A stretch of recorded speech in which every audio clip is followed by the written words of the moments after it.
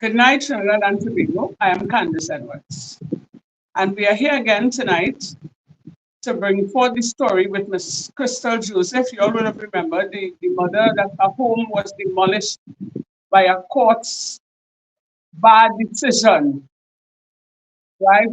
We went to the actual home where the incident took place we went there on Tuesday. It was a very long drive, but that is what we do. We like to bring the story live to you all. We like to bring it real. And we would have had quite a few conversations with Ms. Crystal and some of the concerned neighbors in the neighborhood, right? And even the owner of the property, the holder of the deed, right? He would have explained to us the whole situation.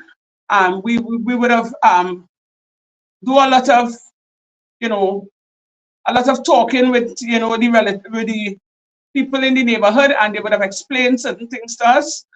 And we have it on live for you guys to see firsthand, right? And Ms. Crystal would have produced all her documents, right? Whereas the owner, the real owner of the property, would have given her the property over to her, signed, sealed, and delivered. You understand me?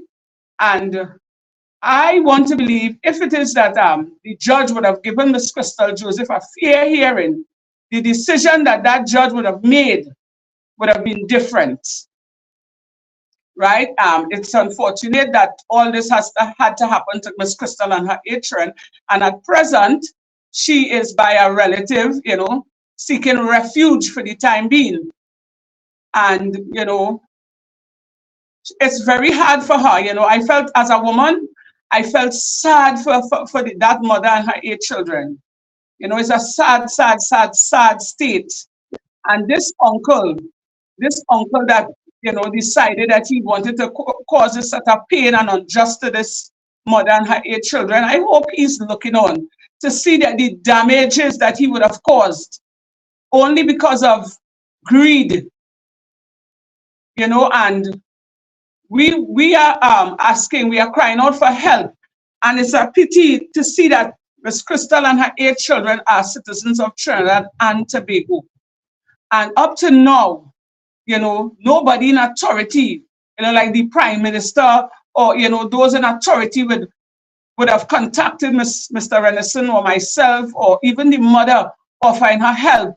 It's a sad state to see that your own citizen is going through turmoil, heartache, and pain with not just herself and 8 children. And up to now, our government, people would say, it's not the government to blame. Yes, the government is not to blame for the situation that she ended up in.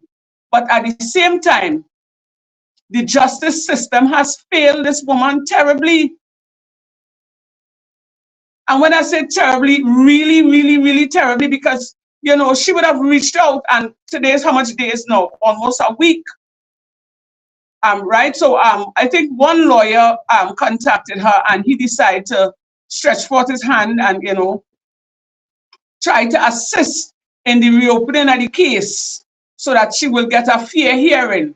So I do hope, she will be able to get one, because it doesn't end there, because this woman has her legal documents. Myself, Mr. Renison, and Mr. Sheldon Khan were present. We would have seen, we would have read the documents, right?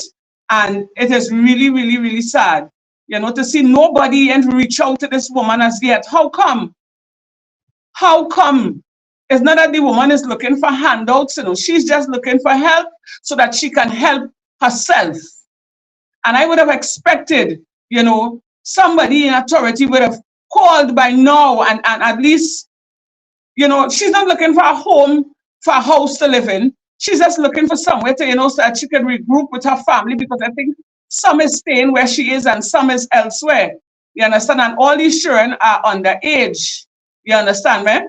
And it's really, really hard. And up to now, to me, it is a shame for this government, for this Trinidad and Tobago government, because this government is always willing to extend their hand to help another country. Now your own citizen is going through a crisis, and up to now, nobody and stretch forth their hand. But when is that time for election? That is the time everybody want to run to her door or run by other people to look for votes. Now is the time. Now is the time to show your dedication. Now is the time to show your concern to the people of your nation. The people of this nation is crying out. Miss Crystal Joseph and her children crying out for help. Is not a stranger. She's not an outsider. She is a Trinidad and Tobago citizen, and she's crying out for help. Now is the time we are putting the government to a test to see what is all your intention, what all you have in store for Miss Crystal Joseph. And as far as I see, it's like, this government, they don't really care.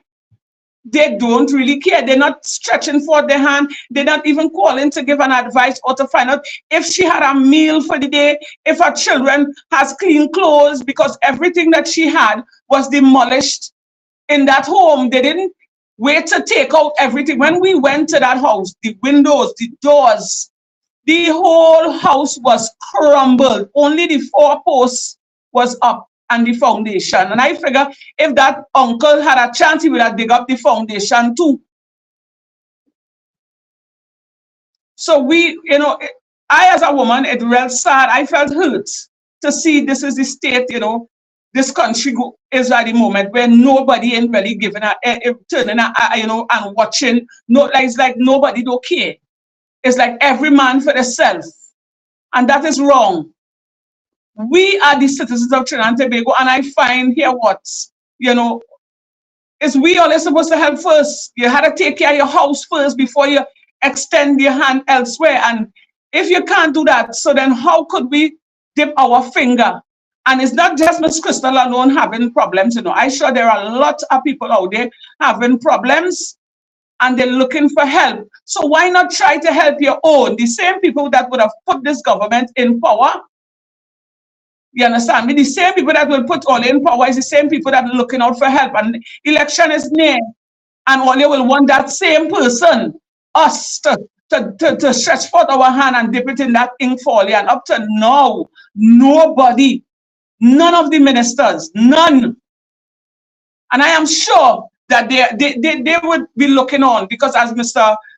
Fitzgerald said, that every video that we would have posted, all the concerns of the citizens, they are aware of it. So how come nobody in comfort as yet? That is a question I am asking tonight. As I said, the woman is not asking for a handout to me. She's helpless, with no hope, with 8 children. Come on, Trinidad and Tobago. Where the love? You all say that this is a country of love. We are a loving country. Where's the love? Where's the hope? Where's the help for Miss Crystal Joseph and her 8 children? I find that is very distasteful.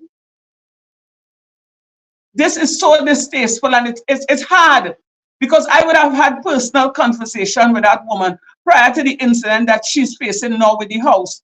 And what she would have shared with me, I will not disclose those information. You know, this woman has so much on her plate. And while we were having the conversation, you know, on our way to Rio Claro, in my mind, I was listening to her and I was saying, wow, I wondering how come this woman ain't gone mad as yet. Because you would have lost your house, nowhere to stay with 8 children, and then you're going through other situations. You know, that is so hard. And I would like Trinidad and Tobago, especially the mothers. All your foot, for you all we are mother first. And Crystal, Crystal comes like, is like a sister to us. All mothers, not by blood, but in spirituality. And you're supposed to, I want to let her feel this woman pain. You know what it is to go out and come back and meet your house, everything crumbled to the ground. She wasn't even there to salvage anything. When she came home, this is what she met.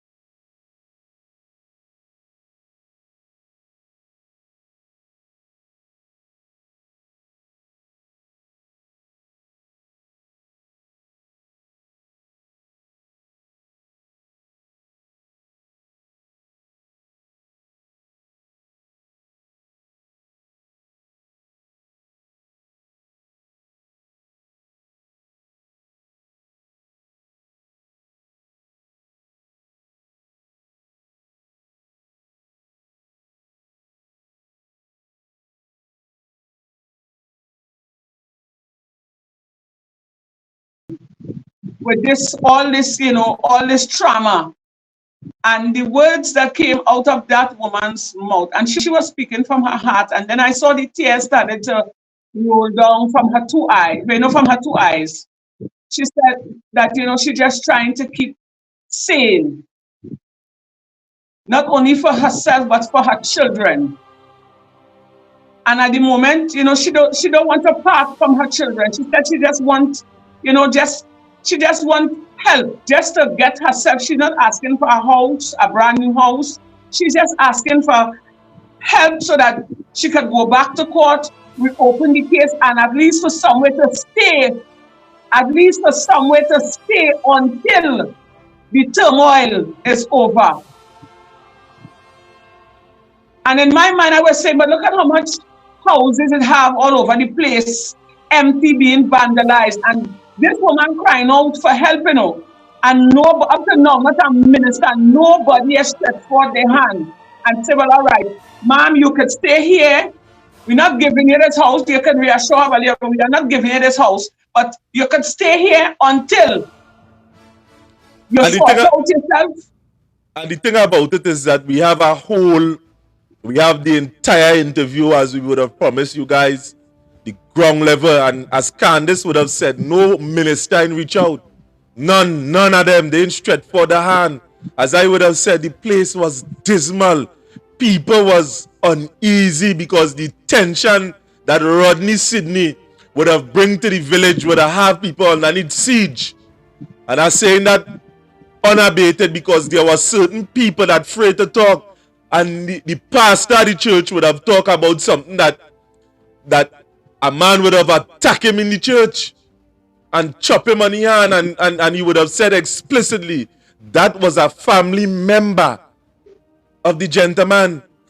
Now, many of you outside there may not know what we are talking about. We don't want to lose any talk. Let we go in, I go show you what we talking about, a quick run through. We will come back and we will tell you guys, you will see for yourself what we are talking about. You will see for yourself what we are saying. I wouldn't wish this on anybody. For me, it's a nightmare. No crying on the camera, eh? No, I wouldn't cry. It's a nightmare because it's not just Crystal alone. Yeah. So if it was Crystal alone, that situation would have happened too. She would have been able to fend for herself, right? But she have to fend for herself and 8 children. I wouldn't wish this on anybody.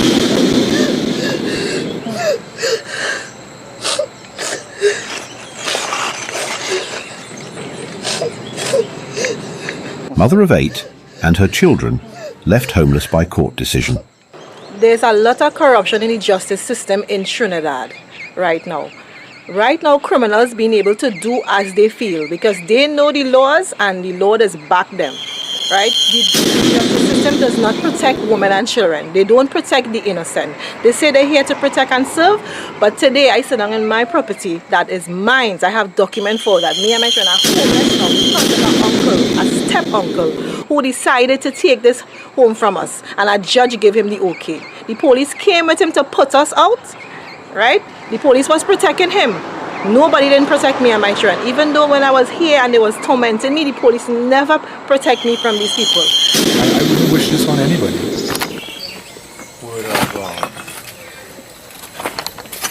Would have come to her premises and seen what would have remained of her home. You know? That's why we would have come. Share the link, share the link, share the link. Insight of the story. It leaves for word. It leaves you a bit lost for words. When you see something like this, your picture, you know. There's no more, the walls are no more. People used to live here. It's very heart-rendering. It's very sorrowful. You know, you think that a home is somewhere you go, you return to, because you're tired or you're sleepy.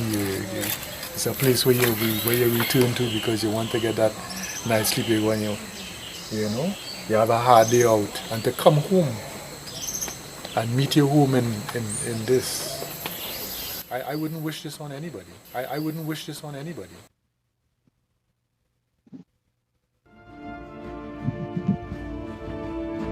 Now, to the many that are looking on, that right there is the story that we would have encountered today. Now we are going into an in-depth analysis. Bear with us. We are going in real deep into this story here, in which we are going to play the entire interview. And we urge all of you that are outside here that have stories on this at this magnitude, that don't be afraid. This is the platform for you. Somebody interfering with you, this is the platform for you. You have court matters, you're going to court, the damn judge and want to hear you, this is the platform for you. This is a place where you could speak out, where you could talk out, and which you could say your views unadulterated. Now we have a devious interview to play for here. It shut my dog, it shut down Candace, but at the same time we on this topic here tonight. Candace, before we go into the full interview, tell me what you want to say, because we have to get this thing outside. Well, Trinidad and Tobago. Now, you all would have seen this firsthand. Where we went to the house, we saw everything, and everything that this woman would have owned was destroyed. We put it out there for you guys to see it, just like how we would have seen everything firsthand. We put everything out there for you all to see, and I want all you to be the judge of what's taken this day. Because I am directing this to the Trinidad and Tobago government. And this situation here is something that we put in forth to you all to follow, to prove all yourself. Because if this government says that there's for the people, we are the people. Yes. Crystal, Joseph, and her 8 children are your people. Now is the time to prove all yourself. Now I know all you cannot help everybody, right? But this woman deserves help. This woman deserves help. Right? But you see, this woman, she came forth with her problems. Because a lot of people would be going through problems and they would mask it, they will hide and they will feel shame and they will, flip the script and try to move on. But this woman has no hope, she has no help. And she turned to the citizens of Trinidad and Tobago. She's turning to her government. Our government, the PNM government that is in power. So, ladies and gentlemen, she crying, she thinking, we going straight into the story. Candace, you was there talking to her. We going straight into it. We don't want to keep you guys in a particular way. We heading straight into the story. So you could see for yourself and feel it. Feel this thing here. And anytime you have an interview like this, don't feel free to reach out to us. And we are going straight into that story now. Right now. Or you take all your time and or you watch the story. That's the thing about YouTube. We could commit it.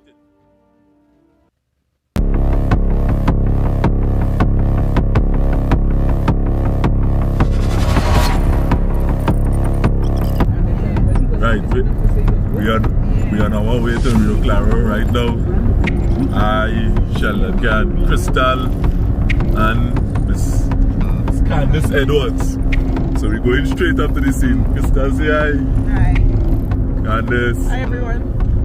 Candace, I know two of you having a nice dialogue in the back there. You want to share it with me? I want to hear. Well, I'm now getting acquainted with Miss Crystal Joseph, and she's enlightening me about some of these situations that she's facing at the moment. Right? She even said that the MP for that area where she lives has contacted her. At least somebody started to show interest, some sort of concern. So we're now engaging in the conversation. Right? So I guess when we reach up there, we will, give you guys a little more. Candace as a woman, I know you don't know Crystal personally, but anyway, folks, good afternoon. My name is Sheldon Khan, as you know. So we're on our way to Rio Claro with Crystal. We would have seen this story on social media, and of course, it's very heart-rendering. It's very heartfelt. That something like this could happen. Things like this do happen. And that's why we're trying to bring some light to the topic. But Candace, as a woman, men get power too, but as a woman, how does something like this grab you? What kind of way do you feel like? How does something like this? Well, I would have put myself in Miss Joseph's position, and it for me it's a nightmare. No crying on the camera. No, I wouldn't cry. It's a nightmare because it's not just Crystal alone. It's 8 children. Yeah. So if it was Crystal alone, that situation would have happened too. She would have been able to fend for herself, right? But she have to fend for herself and 8 children.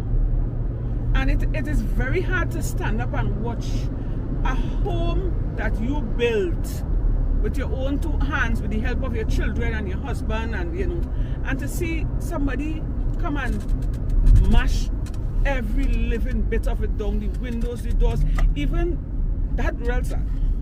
Not wanted to interrupt you, Candace, but for the folks who aren't familiar with the number, so we will end the number on workers' rights. The number is 333. That's 333-2176. Candace? 705-7681. Right. So when we air the video, we'd like you to call in give your views and your support, you know, because Crystal does need it, you know, and let's show people that, you know, we are a caring country, a caring community, and we have people who care about people in this country, you know.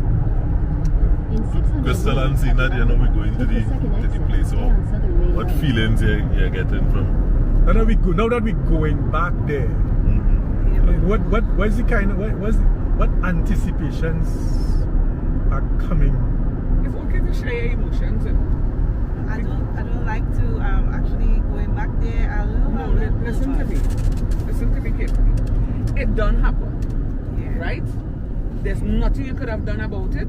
It done happen. So to sit down there now and wallow in your sorrow, it ain't doing nothing for you. So you have to be strong, not only for you, but them 8 picnics you have. That's true. Right? So going back there, yes, you will feel sad. I will help you cry. You can rest your head on my shoulders, right? I don't have a problem with that. But you had to be strong. I try my best to be strong and, you know, just move forward, because while being there, you know, I love the house. It's a gift to me from, you know, it's my inheritance. But I was being tormented a lot there. So the flip side of it, I hate what happened. I really hated it. So when you say you was being tormented a lot there? Tormented, because he never stopped until, and he still didn't stop. Like, and I'm not there, and he's still, you know, I know he would surface and give it something new. I just keep thinking in my head what else he would come with again, right?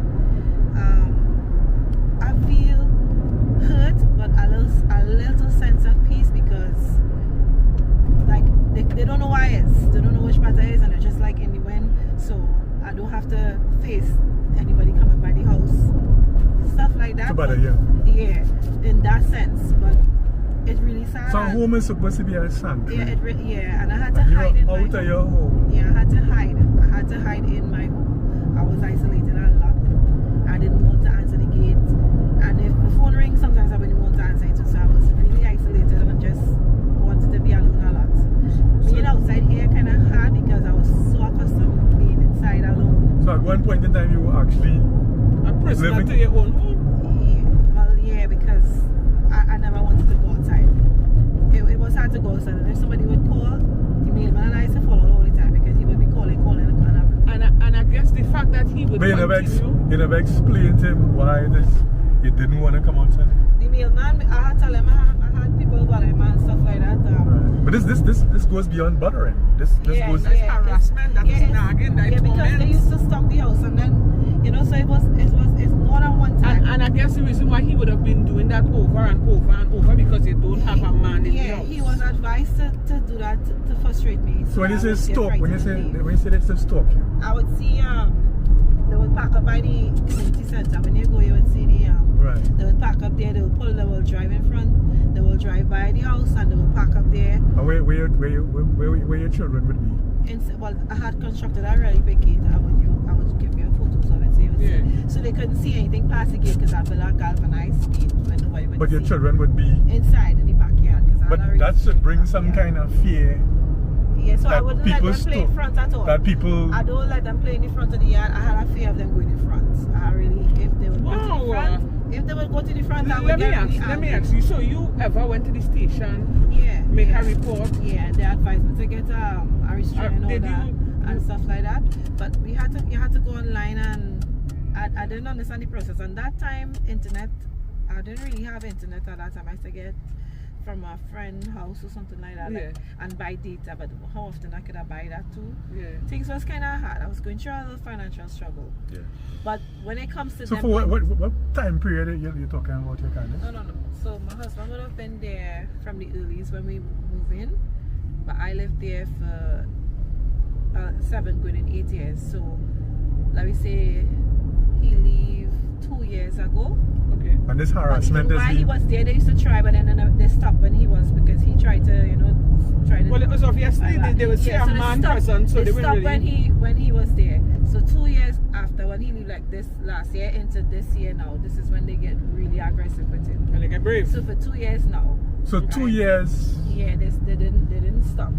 Constant harassment. Yeah, and then the thing is, one of his son, they say he mentally ill. we grew up together. I never known him to be sick with any mental illness. But so as I said, he would strip himself naked, and he would. So even if when he stopped doing that naked thing, he still he going mad, and he would come and walk around the yard. So I had a fence, and all of this is why I built the fence the way I built it. So he had coming around the fence and playing like, you know, he would have go and sit down in the back of me, So and you would ask see. you a question. How does that affect you mentally? The thing is, Because I mean, any little noise you I hear. don't sleep. I never used to sleep, and I still have problem sleeping because I stay up since I have no husband there, so I wouldn't sleep. I would stay up, so I get accustomed being up. So then let me ask you, suffer with high blood pressure? No, Oh, I don't have any health issues. Only about vertigo, and that's when stress get really hard. So when this started to happen, I started to get it Dizziness in the head. Yeah, and so that's I just fall off. So if you hear noise in the night, what? So I would wake up and I would listen. I wouldn't go outside, but I would listen and walk around. So more or less you would sleep in the day? Well, yeah, I'll get the best sleep in the day. And in the night time you're up? A part of the day if they go to school. And this is for 2 years? This is yeah. Even listen. And so I developed. I used to pray like from 2 to 3. So obviously I would have been a person who would wake up to pray, but I needed the earlier time sleep, so I could get up to pray. But I couldn't. But you was living in torment? Yeah, I couldn't get up to pray at a point because I was too tired. You wasn't able to get an officer self to meet with him and warn him sternly? Officers only, they came a time and they meet him there, and this officer, they came from, I think, police in Princeton, because they called 999, and I think the rapid response they answered. And so they was really aggressive towards him, and they tell him, you know, if anything happened to this lady and her family, we would look for you and your sons first. That's when they threatened to burn down the house. When he bring the... And he still came back? Yeah, he didn't stop. He didn't stop. He never stopped. And yeah, so... And I guess that it was a real torment. I guess that is because he never had a male figure in the house. Yeah, he wasn't there. In spite of what, even if your husband was a frail little man, at least if they see a male figure in the house, he would have come around, you know, but not as bold-faced as he do it. That is true what you're saying there, because one of my cousins said to me the reason why they do that is because the lawyer told them that, you know, the best time to thing is when, because your husband not there, so that's why they he said, so maybe you should tell your husband come back. And I was like, well, you know, I don't know, I can't, you know, we're not in the place like that. And he said, well, that's why they will come back actually, because you are alone there.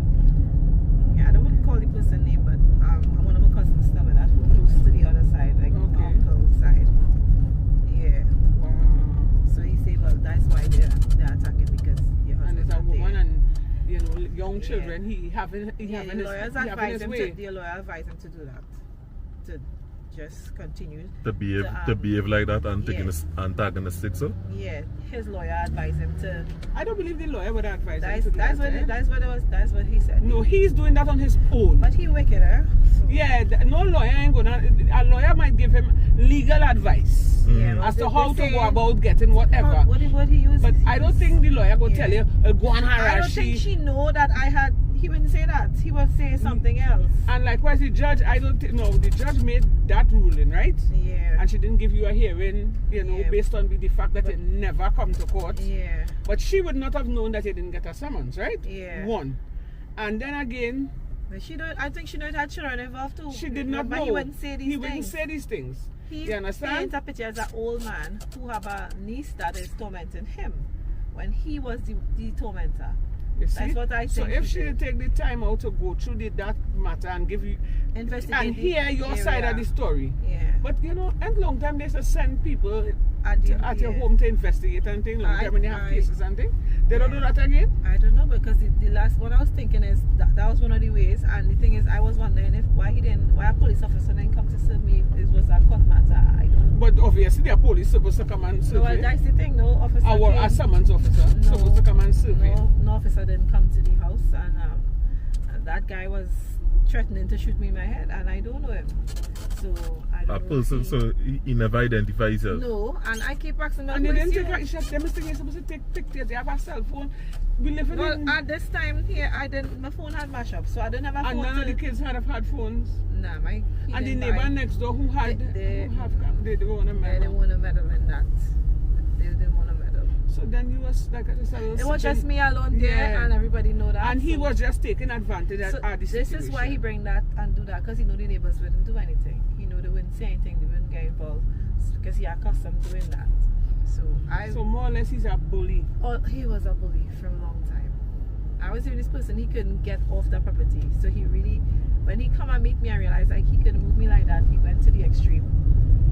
Because nobody never really stand up to him before, and I didn't disrespect him. He would say So how I he disrespect. went around other people in the neighborhood there already for land. Not the neighborhood, but other cousins. They, Oh, he would Yeah. have come around Come other around, cousins yeah. and Now, stuff. something I want to ask you concerning, you say this guy doing a lot of maintenance and Yeah. daisy thing. yeah, And yeah. how again That's would, why he left the village. you'd have left the village because of that? Yeah. But how you would have know that for certain? Okay, because that's my mother brother, and she had to take care Stepbrother. of his stepbrother. So she had to take care of his Children? yeah. But when he and- did go? Yeah, and that's the thing. We grew up in the same place because grandma. So she would have know that, you know, he would have so she run, say, he would well, have be running. how he could get to go to court and do that, and the judge don't know this man owing No, but they see maintenance. they wouldn't dig up for that kind of information. Yeah, I know that. The only how they would dig up for that information if they didn't lock him up and they Yeah. run a background check on him, they would say, Yeah. all right, this guy has so So amount the of reason warrants he outside. leave is because he leave his children mother and the children, and he leave and they could never find him. Right. So nobody didn't expecting him to come to claim for anything, and the thing is, he made a thing before he go. He wanted money for the structure because he said he's not coming back there. But the structure is his structure. The pillars. The pillars is his yeah, the own. posts. Yeah. That's what, yeah. So this is what he claimed for in the court, that he had a concrete structure on the land But how long them pillars there? over 48 years, and he leave. So then, if the pillars is his, he get paid for it. That's what my mother said. They had settled it before they he paid. leave. Yeah, because he wanted money. Because he built his stuff, and he would ask grandma for his money back, and because it was a falling All out. right, so then was a falling he out, was and he got paid was for it. leaving, yeah, 12. They say 12,000 at that time when he leave. Right. So, It did come up to that, and your grandmother At that said that time. they would have settled Yeah, that bill. yeah. My uncle, I have an uncle who lived back, Mhm. who was with his brother, Mhm. who was helping grandma to build, and decided to pay him. And oh, so they settle cleared that. him off for it. Yeah, So then, before the house started to build. where's the reason he coming back to So fight? this is why my mother says she's so confused, because they're saying things like my mother asked him for me to live here, and she didn't have to ask him because it was not his. And he's saying he talked to me about building upstairs, and why would I talk to him? It was not his. If you go to Inland Revenue and you see the owners on this property, his name is nowhere there. He doesn't have anything. This guy better take care of the candle, it costs him more than the funeral, you know. Yeah, because this is real serious. he said, Because well, I find he gone so far with this kind of lie, because if anybody walk in, you will find out who is the owner of the property. He's saying this man is a madman, but that is his property. Anthony Guerra, the person who handed down that plot of land to me. So this is not just talk. I bring the documents so I can show you. Yes. So you can see Because for yourself, because somebody everybody was wanna asking talk. if we saw the documents. So this is why I say it's better. I bring it for you to see. But I only have copies though. I don't have Having the copies is original. good. Copies is Remember, good. I can't have the original. Yeah, copies is being good. probate. So remember, right? So this is what I pay to get to start my process. That's all. I'm going to clean my people. Can this all about Johnny play and what happened? You can't see good? Okay, let me start here. This Don't laugh at me now. No, we laughing. Of course we laughing at it. payment. That's the last land tax payment. Certificate of Do you see payment, Rodney right? Sydney there? No. No. Right. So I'll just show you that. This is the deed here. Sideno. Right. This is the owner of the. Yeah, that's right. my great uncle. Okay, he's dead, right? Yeah, he's dead. Right. So this will be a copy of the will. And then you'll see what I did. I know that I did deed, sorry. Copy of the deed. And this is a copy of the will. But this is where you will see Royal grant for Crown land. So, right. This is where you would see the names of the people who's supposed to get what and what where. Right, this is the will, a copy of the will. this is the last will and testimony of John Guerra. Which I will make this on the 3rd of 1983. Wow, I have Yeah, a book right. called From Words and Testimony. The position is made by me and declare this my last will and testimony. Okay. I nominate and appoint Anthony Guerra. Who's Anthony Guerra? That's the person who gave me the plot of land that I am on right now. He's alive? Yeah, you will see him today. Okay. He was on the video, Anthony Guerra. I didn't see. Was Yeah. there a man on the video? Yeah, he was showing you the person who gave the property to me, and he was showing you the person who tried to take it. Okay. Sole executor and direct that all my just steps, funeral tests, administrative expenses. paid by the you know, that after my death. without all of that, the magistrate, the judge, a matter of fact, This is what he gave to me. the man who name on the thing there, gave the land, and they still give the next man the right to break the. No. So then, what that judge? I feel that judge wasn't in the right frame of mind. I don't know what happened. Probably she was drunk, and then I had to go now and pay to get this. When I had this paper, but I'm not sure there, I had paid 500 to get this to go to do the This is the land, the area plan. map. Yeah. Alright. So because I going ahead to make a house plan to go and get my house finished built to get a deed made from the person who do the surveying. So I had to do this first, and this is the step. So how he come about just so Thank and you. look to match and then he was So was paid for the. This is the well, I had to go through this. I had to get these papers from the. But he was paid for the work that he did. Yes. Right? Years ago. Years ago. Years ago. You sure this man is smoking something? Or is Listen, he's so accustomed getting away with the things he gets away with, so he feel he could do anything. I hope the candle cost more than the funeral. Something will happen. Something had to happen here. Because this is a well, and if you research it, because I could give you the numbers to research it on in the real, and you will see for yourself. It's not no fake thing. You could. Yeah, I didn't want to post documents online. I have somebody working in Well, I think it has somehow to search the deed and stuff like that. I don't know how to just do it. But you will have to take some when kind I of reach number. home, well, I have your number, so I will contact you when I reach home. Yeah. And I will and when she go to work, so she working from home, Right. and let her Because you can search it. Yeah. And you will see for yourself let her the original search. copy because the deed being probated. You understand? Yeah, but how he come about? So he still don't have nothing to do with this. And that judge just end want to hear. I feel a man, according to Samaru, I feel a man was walk over. Somebody tell me to get the Don't call him a bad, that's it. I don't want to say what somebody I feel tell he me, must walk over but there. I say he moving with some spirits. Yeah, he look Some like he hand serious dirty. spirits. And he looking He old. dirty and he, oh Jesus, I and don't wanna say that, greasy. but he dirty. He looking old and greasy My and mother telling me he's 80 something. I don't know about 70 something. He's 80 something. but he not go and live to see 130.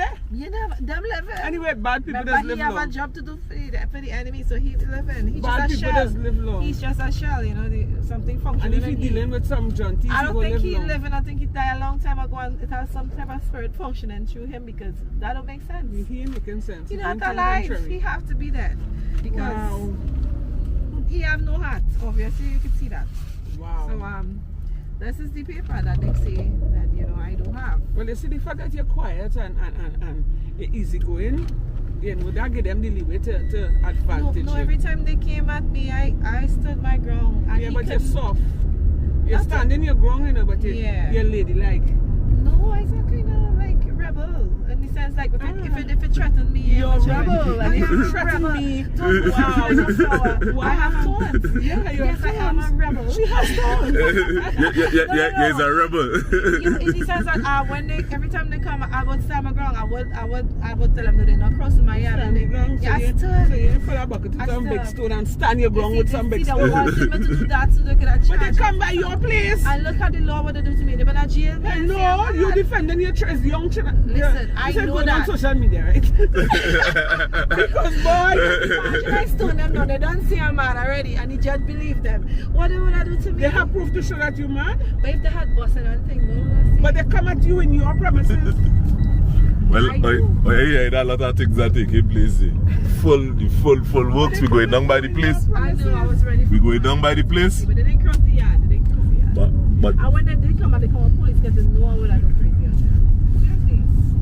Yeah, man. What part? When you attack a mother with What? children, that's a different Alright, thing. so- alright, So I right. was ready to deal with them in which way I could. My partner They face bring they look a little food trouble and so just now. They when he hear all that information. Your And, face get trouble. yeah, can't face get trouble. Yeah, when I see can't face just now, I say boy. Can't what are you talking? Yeah. You look like your mind. No, is- no, it, but just some while back there when she pull out the deed and everything and the man, I see her get shocked.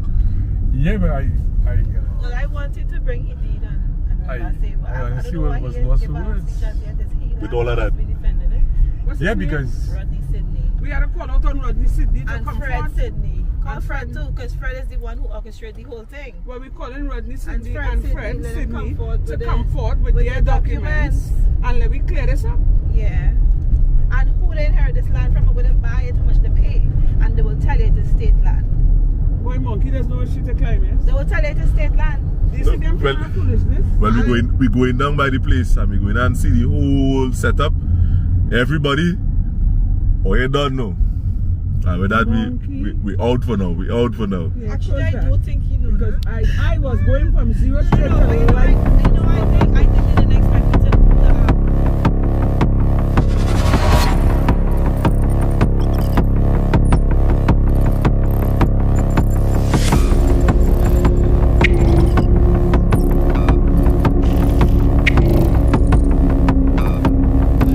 So we here on the scene. This is what? We here on the scene. But I didn't even put on like somebody pull it out.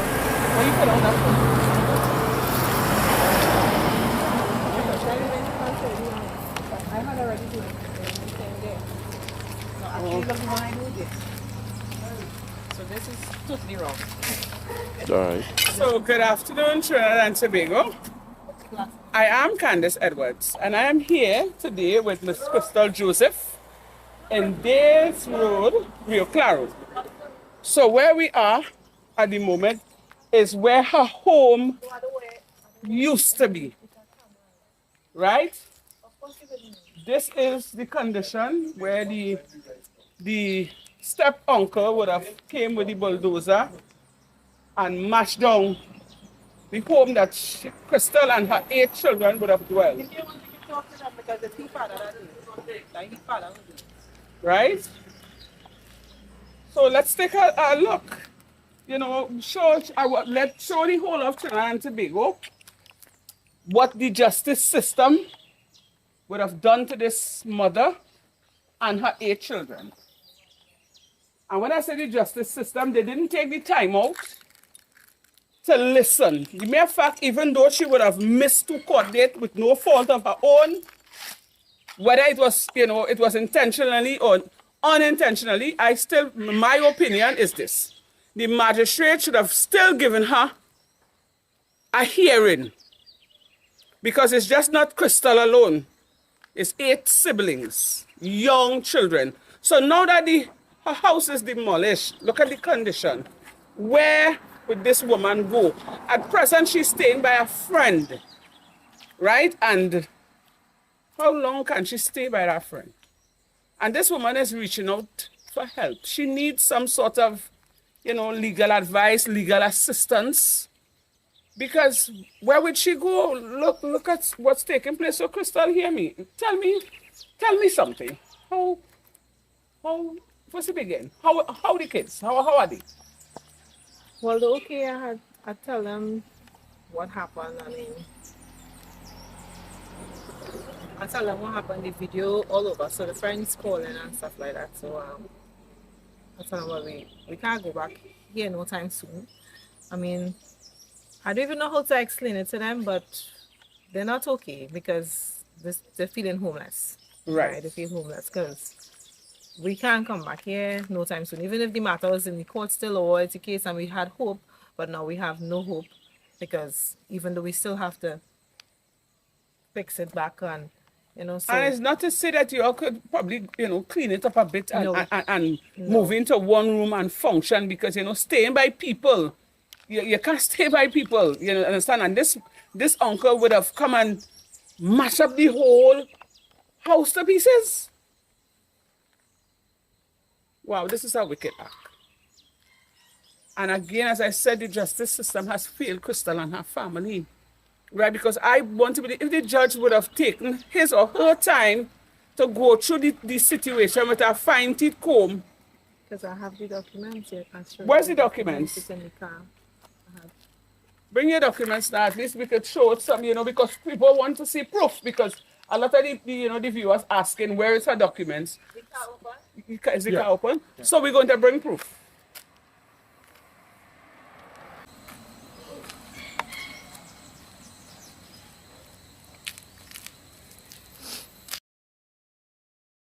This is the will. This is the will from the person that owned the property, right? And so, Trinidad and Tobago, you all ask for proof, right? Some of you all, you want to get into the whole scenario. So, Miss Crystal Joseph would have brought her proof, right? So, this is the copy of the will. The will, right? Yeah. Listen to me, please. So we're just going through a few pages so to give Ollie some clarification so that Ollie wouldn't say that, because the public is saying that the woman is a mad woman, right? So we're showing Ollie that Crystal Joseph is not mad, right? Right, so there's a 3-page, and this is a copy of the last will and testament of Mr. John Guerra, right? This is the copy of the deed. And this here is the copy of the... What's this? The copy of the Deed, deed? yeah. This is a copy of the deed. So Miss Crystal Joseph has her documents, right?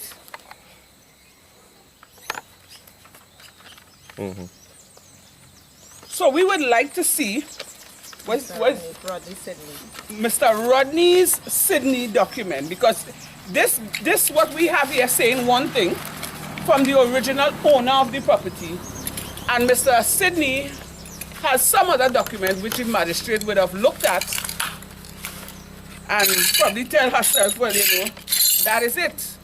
And again, that is why that magistrate, he or she, no, I'm not bringing down the magistrate there, but at the end of the day, they could have given her a fair hearing, just hear her out. Question her, ask her why she didn't come to court, what's the reason for not coming to court, right? And still, check out the information. So this what take place here would have never been, because this woman is out on the street with her 8 children. And Mr. Sidney, that's his name, right? Rodney Sidney never live on this spot of our ground. He just get a VAPS and decide to come, do whatever, and come with his police and the bulldozing crew and mash down the home. And a home he never built. She would have said that when they were doing the pillars, he helped with the pillars and he was paid for his labor. So then how come all of a sudden your name not on the deed? 48 years after. 48 years after. She's here, so she's saying it. 48 years after, Mr. Rodney Sidney just happened on the scene and come to make claims. Your name not on no deed, your name not on no land. If this is your property, how come you will produce some sort of, document stating that this is wickedness? And the justice system has failed Miss Crystal Joseph and her 8 children. This is wickedness. And again, I keep saying, who is going to protect us? If the heads on top not looking down at these things, these would have caused the crime, these would have caused the murders. I'm not inciting crime, You understand me? So this man come with his bulldozer, bulldoze down this woman's whole place, and he go on living his merry life. This man has to be an evil, miserable soul. All the woman's stuff, all Miss Crystal Joseph's stuff, her fridge, her stove, everything that she would have had in here. All the wares, look, they had the rice strainer on the ground. Cameraman showed them the rice strainer on the ground. Everything, right, would have been destroyed in this home because of the decision that judge, whether it's he or she, would have made, cost this woman a home. Who is going to help Crystal Joseph and her 8 children? Who is going to give this woman a shelter? It's not just 1 or 2 children, it's 8 picnics plus herself. School is about to open in a couple months. This woman had to find a place to rent because she isn't working anywhere. Plus she had to buy books, she had to do things. Now the father decided he will help. but they are not living together as a man and wife. How much can he do? When this woman was in her home, she was making the best out of what she has. Now she has nothing. And we are appealing to those in authority. If, somebody in authority could say, here, what's going on, let us reach out to this woman and see what assistance all they could give to her in terms of helping her to reopen that case and let her come with her legal documents and call upon Mr. Rodney Sidney, let him come with his documents and take it from there. Give her a fair hearing. Because this is what you call wickedness to the highest level. Look at the condition of this woman. This woman's still in tears. Could she live in the rubble? Could she live in this? One bad judgment from a magistrate caused Miss Crystal Joseph her home, and she's out in the cold with 8 children. Who is going to stretch forth their hand and help this woman? This woman is begging for no handouts. All she's asking for is for a fair trial, for her voice to be heard, which she did not get in the court, because the magistrate would have gotten angry because she didn't appear before the court. But sometimes you had to study a person's situation. What if she didn't have money to come to court, to pay her way? Because look at where we living, quite behind God back here, Alpha. It takes us almost 2 to 3 hours to reach here. And she's a single mother with 8 children. I don't think in the back here would have internet. And if it do the signal, it's going to be very poor because here is bush. And this man never lived on this spot. How long he left around this area? 48 years. 48 years, and just so. He never lived in the house. He never lived in the house. Like he told the judge that he built this house. He said he want to go in his house after retirement. That's madness. He never built a house. This post where he knew why he didn't break it. That's what he did, but he get paid for that. So then let me ask, if he tell the magistrate that he want to move into his house, did the magistrate ask him to produce his documents as to if he buy bricks, sand, cement? The hearing, I was at, none of those questions was asked. The lawyer that said this man was supposed to move in his house last year, and I was still here because I live in here. And they didn't want to see my documents. They didn't want to hear me speak. They didn't want to know anything. He said I was not there, and the case was based on the fact that I was not there. That appeal court was just because of that, and he didn't want to see any documents. He, as a judge, has the power to continue the first judgment that the first judge had put. And that is so wrong. What it would have taken for that judge to just give her at least 20 minutes to hear her side of the story? Because I want to believe her. I don't want to pass judgment on the judge, right? But I want to believe if that judge would have known it had children involved, and not just 8 children, and she's a single mother, her ruling might have, or his ruling might have been different. But at the end of the day, you still didn't take your time to listen to the woman and the lawyers, what they had to say. Now look at the outcome. One bad ruling, look at the outcome. So you said one of the counselors, or the Mr. Azari. Mr. Azari reached out to you and he offered assistance. That is a counselor. No, he's the minister for Rio Claro. The minister for Rio Claro. And what is the assistance? Well, he said he will help with the he just asked for the children name and stuff like that. All right, so then he will help with books and stuff. Whatever he can. Yeah, whatever he can. Right. But at least what's his name? Mr. Hazari. Mr. Hazari has a heart. So what about our government, our prime minister, the ones that is in power at the moment? Because our government, the one who I dip my finger for and you dip your finger for, they love to lend assistance to other countries, right? When other people in crisis. Now our own is having a crisis. The woman is having a meltdown. The woman is stressed. The woman is so stressed, you're feeling the stress coming from she pause. Who is going to help her? Who is going to lend a hand to help Crystal Joseph and her 8 children? She's not looking for no handout. All she wants is a fair hearing. And upon that judgment, I hope the step uncle know, once it go in his favor, because it can't have two set a will, it can't have two set a deed. You understand me? I hope he save his pension to build back Miss Crystal Joseph house. And to return everything that she lost in it. Because he's a very wicked man. And again, the justice system is failing us. And it's about time this country come together and do something about this justice system. It is not nice. Look at this woman, she out. She on the street. And this is how crime does come. What if she was to take up a knife and stab this man? What if? It's a good thing she keep her cool, she keep her head down, and she turned to us, for help, not for fame, to let the whole world know what she's going through. And it's a sad state. I, as a woman, if this had happened to me, I don't know what I would have do. And with 8 children, I feel I will go mad. This woman is a very strong woman. Very, very, very strong woman. And I want to see what this government, this PNM government, what we vote for, doing to help Miss Crystal Joseph and her 8 children. Lend some assistance to Hannah. The fact that all they could go outside and help other people, now it's time to help we own. You understand? Because she can't stay by that family member for long. No, she can't. But because people not go and house you in their place for long, especially with 8 children. So if she should get put out tomorrow, now, where she will go? Sorry, where would she go? And everybody turning a blind eye. I find it's supposed to have about 2 ministers done reach here already, because this done hit social media and this looking bad on the Trinidad and Tobago government behalf. Because you know why? As citizen of Trinidad and Tobago, one bad decision from a magistrate, right? Bad judgment from a magistrate caused this woman her home.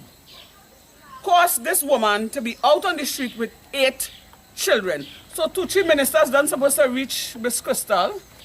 You understand? Even if they don't have her number, they would have our number, the Workers' Rights Platform number, and try to get onto us to contact Miss Crystal to see what assistance they could give to her. At least let's just start with a little house to stay in until we actually to give her a house to live in forever and ever. You man have a house until she goes to court. And the magistrate give her a fair hearing, and then iron out things, and she gets to come back in her home. But until such time, she needs somewhere to stay, and it's 8 children. Or they would like to see a woman with 8 children walking the street with all this other crime and all this other kidnapping and all kind of things taking place. Come on, man, Trinidad and Tobago, do better. I calling on out to the ministers and them, the ones that have had the PNM ministers and them who have had Crystal Joseph is a citizen of Trinidad and Tobago, and this woman need help. Find it in all your heart. Show Trinidad and Tobago that the PNM government have a heart. Show us that all they have a heart. We enforcing nothing down, all they throw to say all they have to do this, and we put all they on a spot, because this is not about politics here. This is about a woman and 8 children being homeless by a careless judge that make a decision causing her home and to be soon to be on the streets. Crystal, you have anything to say again? Mr. Good afternoon, ladies and gentlemen. This afternoon we in Beach Trace. We're here with Crystal Joseph.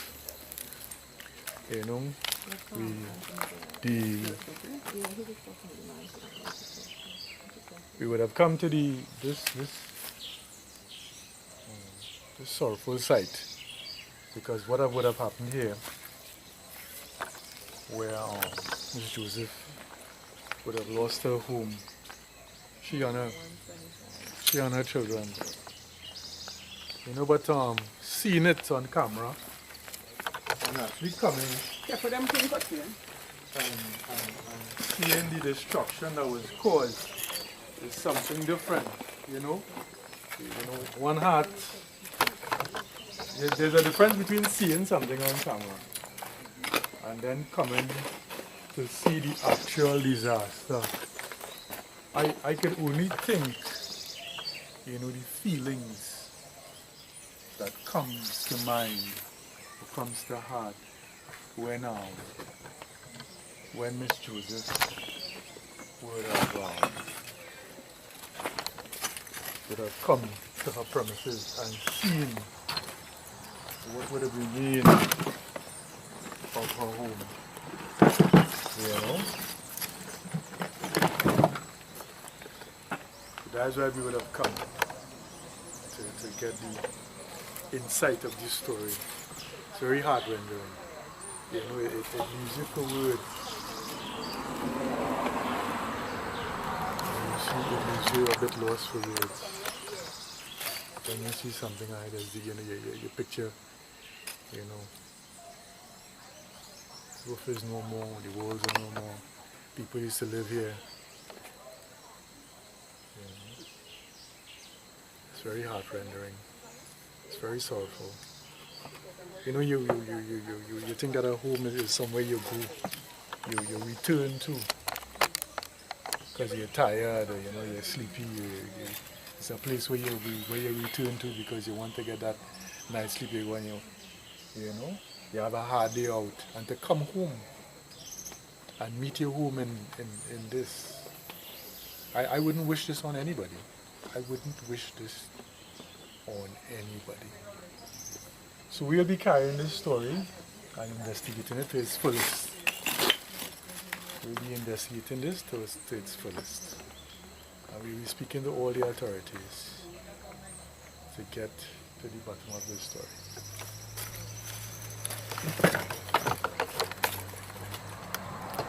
Right. Of course, you know, I am on the scene too. And everybody would have said it all. This is a very heart-rendering situation. And we just come here to shed light. Not for fame, but to bring the story outside into the public domain. So, going down by our neighbors to see what's taking place. Here we go.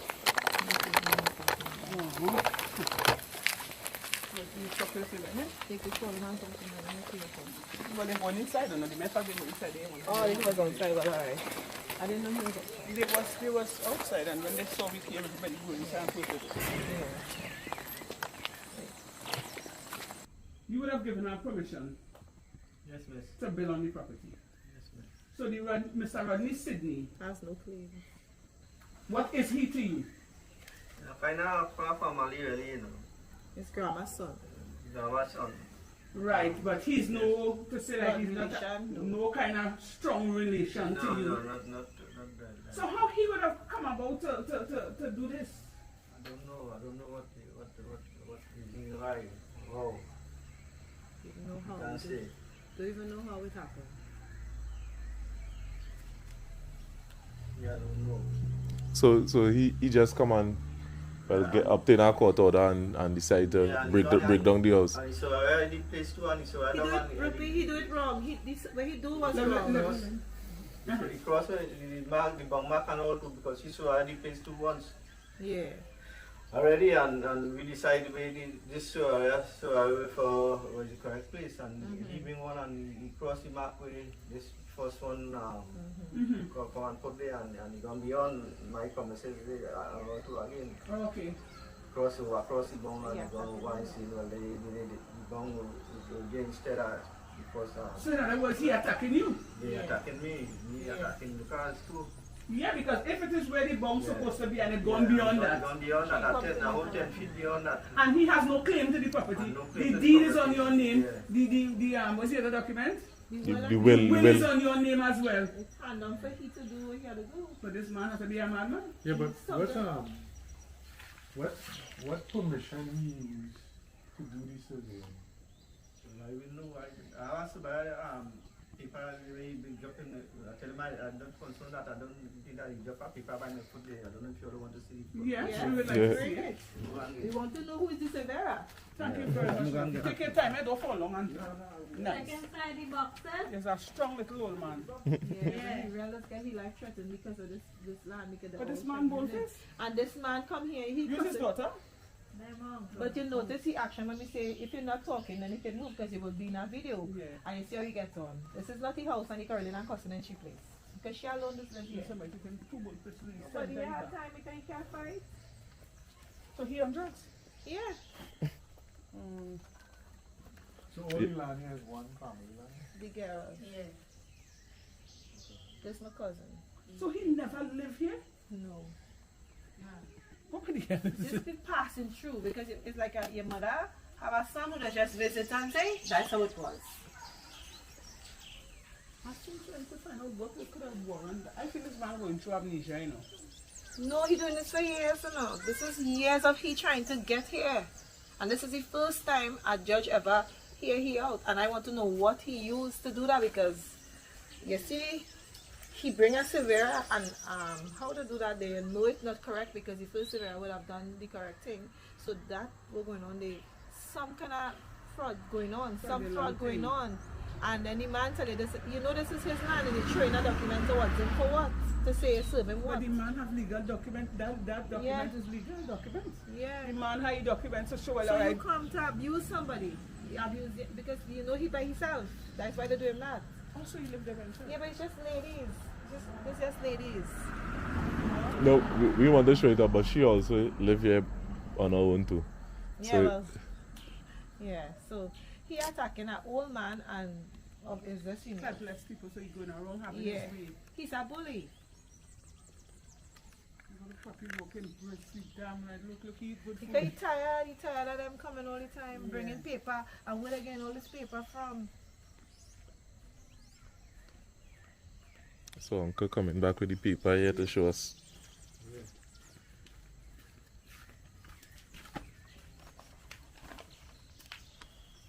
Let me see the glasses there. They will contact them people. But we had to contact these people. And she say they will tell her he have a deal. Land and Severas, P.O. Box. Oh, it's St. Anne's, alright. Notice of it. Take a copy. And he bring that the same day. No. When he bring it. So he come and he drop papers for you 2 days. just to survey land. Yeah. To survey your land. Yeah. Yeah. So I have my own land.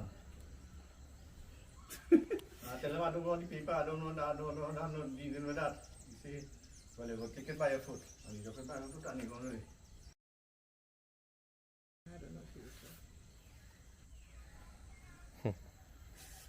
This is my people action? You can see now. This situation real sad here, man. I don't know. At first time I see people have all these papers and all these titles and claim for land and the judge still rule to give a man who name not on a deed. What did this man have? I would like to see the information that this man has. I would really like to see what document he would have produced to the court. To talk if I want to. Sweetheart, hi, good afternoon. I'm Candace Edwards, and this is my crew, Mr. Renson Jeffries and Mr. Sheldon Tang. So, right, so tell us what you would have witnessed. I didn't see when all of this taking place, but to be honest, the only set of people that already live there is Crystal and them. Since growing up here, never nobody living there 2-3 times. It had other family members I believe try to live and they never get to live there, but them is the only people live there. Okay. So it's all of that day after living there for so long, that really had to have some say to say that your place there because if other family members come and then can build. And one family member come and build so long, it had to have some say there for them, allow them to stay so long. So you would have known the, what's his, Mr. Sidney? Nah, I didn't know them, I just know like Crystal, So you never Ronald see Joel. this Nah, man in your life? nah, I never see them. And you how long you living here? Oh, I 26 years. Yeah. And you never see. Nah, you know, you ask me what about it. 26 years you living here and you never see. Nah, yeah, I tell you. You ask him what the elders and them in the neighborhood. And this young girl here was the only person that you ever see on the property. Yeah, to be honest, yeah, them is the only people ever see on the property. They live in and establish the place and thing. Because the place was never really built up since before them. So what you think about this event that took place? Tell me, in your own words. That, How you interpret it and break it down? How? I dramatic too, because I check it too, that to put somebody and their family too and to come and mash up the place out too. And them even living there. So I reckon a bad mind and all too. So you have to real some kind of hate and thing. The real hate and thing there, and you check it out there. But for family too, yeah, you check it too, nobody go hit your heart too unless it's family. Yeah, but that's a contribution. Yeah. I think that is madness, but I think Crystal really deserves staying there and think she should because I really check for them and thing, and they are Christian people and all too. Right. And I can on the church in the back there if all want to walk Yeah. down the church and I want people to stay in the front there in my premises. Which as you know the land to really help me and to build me up, spiritually then. Right. Because it is a need in the community for the youths and the crime and thing were going on. What's the name of the church? Well, it's a full gospel church. I have to register a name for the church really. How much people you have in the Well, community? it's just a family church right now, but from before times it's well people coming. I keep Thanksgiving early Thanksgiving I have every year. Right. And I still keep the Thanksgiving service and people just come out and turn out and thing in the neighborhood. When I invite them, they come out and thing. Right. Right. And they come out to the service and thing and they enjoy the Thanksgiving and thing and I have it every year. Right. So the yearly Thanksgiving I normally just keep on thing every year and it is an anniversary Thanksgiving service I just have since I opened the church. How long you open it now? It's about 40 years and more now since 40 years? Yeah, I came on that church since in the 90s. What inspired you to open the church? Well, I get a dream that I open a church and thing, I build a church and thing, Right. and I follow the dreams and thing. Right. And I tell my parents and them that I'm building a church and thing and they support me and thing. Right. My father died, he support me, he tell me continue carrying on this church, boy. You see this place full with people and Give you thing. blessings. Yeah, he gave me blessings, tell me continue carrying on the church, so I want to carry on the church. So you're the legal owner Yeah, at the place? yeah, the place here really. And I have an ex stepbrother too, Lal, he in the will too. A stepbrother also, he call Lal. Right. Andre Guerra they call him too. Like my stepbrother, well, he have a part in the land too. Right. So it's me and him, we are the part of the land, we have to share up and thing and Right. share with the rest of members and thing, the rest of family. Right. Well, she living in the premises here too, in the land too, so that like that lot, you have two renters, one day and one day. Them is renters of the land and our family living down where the pala down there too, them in the family, them on the land too, from the pala go down, straight down that corner around the a strip of land go down to 8.5 acres. Wow. So we have land, a nice piece of land to see about. So this action by this Sydney fella, was he frightening you? Well, Okay. he had me a little bothered really here because I wonder what aim he on really, what is his intention really, and he shouldn't get acting that type of a way. Yeah. I find really acting and this is a brother and all too. They come to support me in the service. We have a service tonight, a Tuesday night service. Right. Have So what nights is that service? Tuesday night, 6:30. He And come. what other nights? Just Tuesday? And Sunday morning, 8:30. Right. Yeah, the one I mean, better now come to help me out and I have one way pack up with the white car down there. Right. Right, so if you want to make a spin and Yeah, watch the yeah. church too, you could go down when all down here. If you want to tell Crystal, you walk down there one time. As a member of the community, tell me what you think, brother, concerning what taking place here. I say you do some church. All right, work. well, a few days ago, I saw the video where Crystal Joseph, home was being demolished, by what they say was a court order, and really and truly, as a member of the community, it's about something unjustified, I think, to happen to this young lady. I mean, I knew her for the last, 10 years, and her children. I was a community member in terms of teaching in Sunday school and all these things. I know the children very well. I think the children goes to the church? Yes. The children goes to the church? Yes, sir. Yeah. What's the name of the church? We sing a full gospel church, but I want to register the name. We have a name Yeah. for it. But we call it a full gospel church for the while. Right. And you're the owner of the land? Yeah, Yeah. I the owner of the land. Right, so I know the family, all the family, the owner of the land, everybody, and to see someone, a stranger to me, I never saw before, to come and just do something like this, you know, it's a real injustice to what's happening. Yeah, we've seen on the social media that the person ended up in court and all these things, but we need to have mercy. This is about us, you know, as men of God standing up here this evening, standing up for righteousness and fairness, you know, and mercy. Let me put law aside a little bit, but let us have mercy and compassion for somebody who is struggling and trying to raise their children and make sure the children become good citizens in society. Mother of 8 and her children left homeless by court decision. There's a lot of corruption in the justice system in Trinidad right now. Right now, criminals being able to do as they feel because they know the laws and the law does back them. Right? The justice system does not. It's really gut wrenching. It comes like you're fighting a war without a gun, you know. And because that's the essence of what we get. That's it. No, I am a man. You know, I have property and land and all these things. And right. Let me tell you something. So how you feel somebody was to come and say, boy, that piece of land you had it. You know what I mean? No. And then you say, me ain't taking that paper. That's something. You ain't go to court. Yeah, and then next minute you get a piece of paper now sitting at the property belong to yours. Belong to the man. Yeah. Because as the pastor saying here, the said gentleman bring a piece of paper for him as well. Right. The owner of the land, the real owner of the property. The whole point is that was the paper legal in any way? We have to understand that. Where the paper came from. We had a back, you know? But Crystal would have shown us a copy of a deed.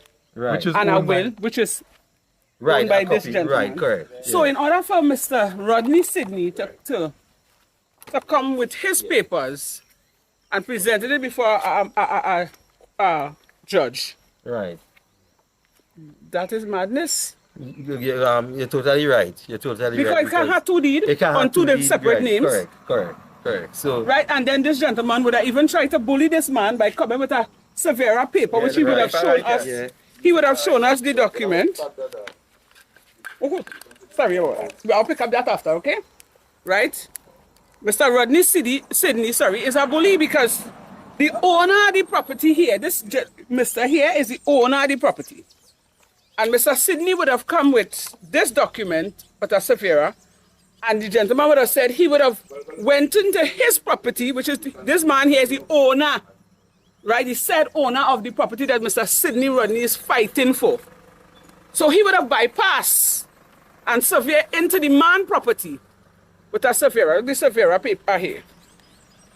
So that clearly shows that Mr. Rodney Sidney is a bully and he's very heartless. So I would like to see what we had to get that man number and call him, you know. You know what I want to ask you, brother, and pastor. What I want to ask you, our community is a collection of people. You got two of them. Yes, and how you feel as Crystal being a member of your community, your children being members of your church. So they come like family. So apart from only being a family, are they also in church together? Yeah. Worshiping together. How do you feel that a fellow church member, fellow family member would have lost her home with her children? How does that make you feel, Pastor? Knowing the good work that you say, knowing the good work that you're trying to do 40, or the good work that you're doing now 40 years, and to see one of your flock being taken advantage like this. How does this make you feel? I feel very hurt inside my heart. I really hurt because I know Crystal and her children are very, very good. And these children and them real active in service and things. And you see they sing real good. And they sing real good, like angel voice. I think everybody does admire that when they come. I doubt you want to hear them cry. And I don't want to ever hear them cry at no time, But things like this will make them cry, And that really didn't ought to happen and take place really. And I really hurt in my heart and all try to feel it.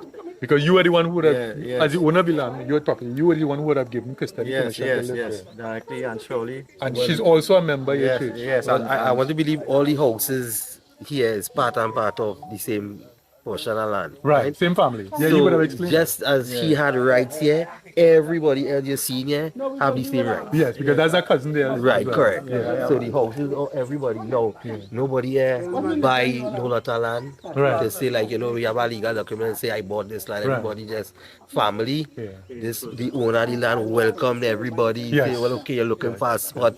Help yourself, help your family. His home, he used his home as a shelter also for his family also. And this is the person he is, But no way any pity here. Mr. Rodney Sydney, I never seen this man since I here for the last 6-7 years. I want to know where he came from, how he do it, or what. I mean, and these brothers here are members of. Yeah, everybody there is members here, long time So brothers, members how you all Yeah. feel that Krista being a member of your community would have lost her home? She's also a member of your church, as I understand. How does this make you all feel? Krista, Yeah, must. we all grew up there from war. Right. Krista, her mother, her children, right? They're small. Right. They're on the ground there, right? You know she before she had children. Of course, they're from small. So her children is like your children. Of course. Small. So how does it make you feel that how does this?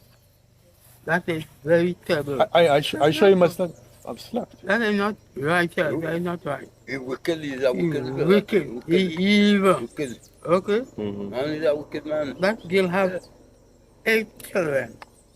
6 girls and 1 boy. Okay? I sure you know all of them by name. Of course. Because they're in the same church. Small there. The pastor says that I know them from baby. they can sing very well. Yeah. But they sing real good. And all his sisters and You know them since they're yeah, babies. baby. I know she grandmother, she great grandmother, Right. everybody we know from small there. So what- They used to live in the old house Right. in the back of the house there. Right. And them grow up small as baby. No God. That is not man. That is not man. The sad thing about all this is that it could have gone down a different way. Yeah. They should have done this. Yes. Because you're talking about kids. Now, our ministry does deal with homeless people. We don't bounce up grandmothers on the streets. Right. Yeah, great grandmothers. What's the name of the church again and the address? Pastor 127A in Days Road in Rio Claro, a full gospel church. And Yeah, this it's is 40 the and it's Church 40 of years Christ, now yeah, you all Church of working in the Christ. name of the Lord? Yes. Right. We all The grew up motto. there, small little. Right. My ministry is coming to help him out. Right. Yeah. We the Prayer Network United International. Okay. Yeah, we all grew up there, small. So you know Crystal and her children as well? So how does this make you feel? It's sad because, as I said, we deal with people on the streets. Yeah. And to see somebody that In a have house. home And you, to end up Yeah. in that, Yeah. in that right. yeah. And the house The was pastor was saying that different. he's give up his home for people. Yeah. Yeah. I was. He welcome everybody. I was one of them. He gave up Home like his everybody. bed for. Right. I used to live here. Right. That's why I This come must back make you to feel it. awful. Yeah, it's a sad situation. Now, I can't express all my emotion, Yeah. but on a level head, this is injustice. Yes. On a level head, this is injustice. I need to be corrected. Yes. It needs to be corrected. Pastor, you're a far thinking man. How you think that somebody could come to do something like this, boy? They're evil man. They're evil. High evilness, wickedness, high spirit, wickedness in high places. Yeah. That man very wicked. And I feel it in my heart that should not be. And he come in and want to attack me and all too. Right. Yeah. And that is wrong. Where mean you want to attack you? In what way? Physically? Not physically. He had threatened me physically. You can't but say nothing now. I just You can't say know, no. Yeah, you know, that's right. if he say anything, there are repercussions. So he playing gangster. So is that kind of threat then? That was saying is that how everybody getting through with what they're getting through here. Look, You understand? look, if you don't want it, keep it. Look at this. This man was assaulted in his own church already with the same A man come down and chop me. Look, a man come and chop me in the church right here. Look at my finger here. Watch out my finger is. No, next guy. Where do you see me, son? Everybody coming and playing killer. Where is the Because some family to His him. nephew. come and chop me right down in the church, right down there. Because Same land problem. he would retaliate. Yeah, because when I met cousin going and building a lot there, and I tell them they can't build and thing, and I stop them from building, and they combine with a group of them, and they plan out an evening to attack me. And they send one of the fella to attack me, and he chop me. Right. And I bricks so that chair, pick a chair and I bricks it so. Don't think I break it coming after my neck to chop me off my neck. And I bricks it so with the cutlass. With the cutlass coming to chop me. So you And I can take a actually chair. see the aroma what is happening. They're attacking me. You know, so this is a man of God. Yeah, now. and If you go to retaliate, you know they will say, there's a man of God and you're acting like that. You know? So they know he wouldn't react. Well, fellas, we ain't gonna lie, you know, we are glad to see you supporting the lady, and you know, thanks for I was really disappointed that they didn't call me when this was going on. I want only to go and see the two matches with lean up in the corner by me there. Yeah, we will come and see, but They threw her matches. Yeah, but they threw her matches out in the rain. Yeah, out in the rain there, and we had to also pick it up and think that they didn't have none. We had none to sleep so good, and also we had it there, but the relative come and say they want it and thing because Crystal had nowhere to go, and she gonna need some matches. So I keep it there one side for her, but when they need to come for it, they right there for them. And just to reiterate, use the owner the property. Yes. Right. That the chorus we want to sing, but as again, we go and wrap up this session here. Anybody want to say anything else in a nutshell, you know, to close up? I think my brother didn't want to say something. I think you want to. Now, in a nutshell, I just want to say two things. One, Pastor Ru, all the kindness he had, they do a lot for people. He tried his best to make sure they were comfortable. Yeah. He tried his best. Okay. For this man to disrupt that peace, it's an injustice. And they need to do something about it. They either reopen the case, which will definitely need to happen, and they need to make sure that the land and everything sorted out quick. Yes. Okay. Well, thank you, brother. You want to say anything again in a nutshell? Well, in a nutshell, I want to say, well, we'll ask God, okay, to take care of her, okay, and her children, because they have nowhere to go, okay? And may the Lord take care of her children. And if we all could help her, and we'll do that. Right. Well, you brother in the blue, where are those? I was the club for it to be again. Alright, brother. Pastor, you want to say something in closing? Well, I will support what my brother now say there. I would like to see that happen and all also too for her. Right. So you remember, you remind us of the name of the church, the address, and the times of service, please. Well, the name of the church is a Full Gospel. We call it a Full Gospel Church for the while, right? A Full Gospel Church, and the address. Well, the address is 127A in Days Road in Rio Claro.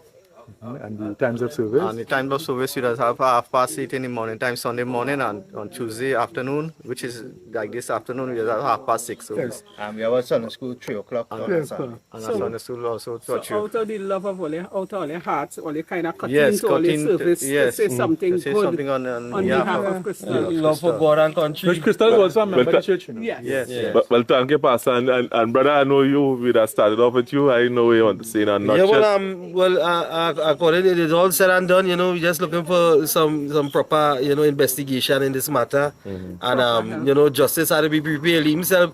We had to see compensation for the hard work that this young lady and her children father did. You know, I was here since they started to build. Till the house finished, they all fenced it wrong real nice. They even get two nice dogs and put it in the yard.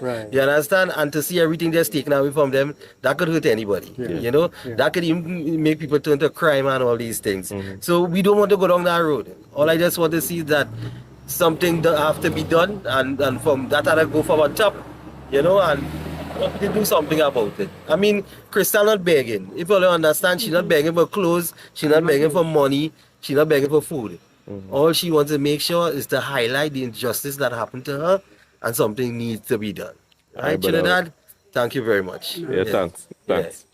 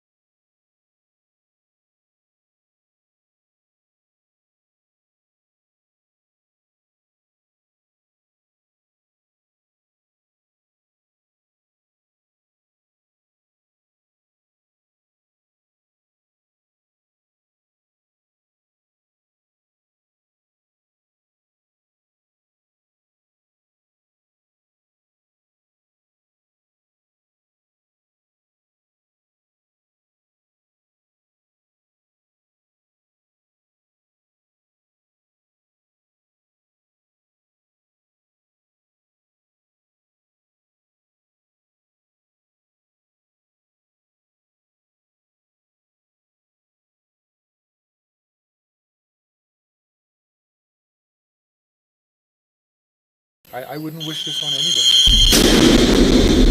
For me, it's a nightmare. No crying on the camera, eh? No, I wouldn't cry. I wouldn't cry. It's a nightmare because it's not just Crystal alone. So if it was Crystal alone, that situation would have happened too. She would have been able to fend for herself, right? But she have to fend for herself and 8 children. I wouldn't wish this on anybody.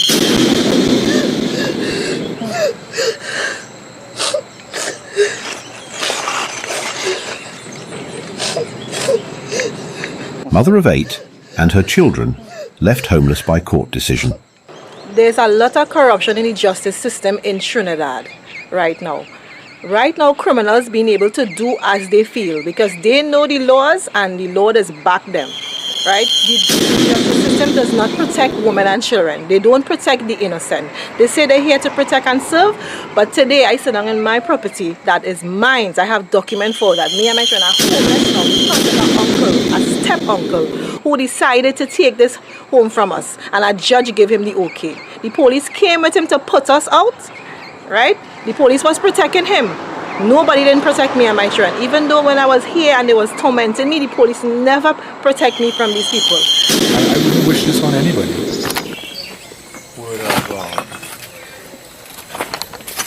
Would have come to her premises and seen what would have remained of her home. You know? That's why we would have come.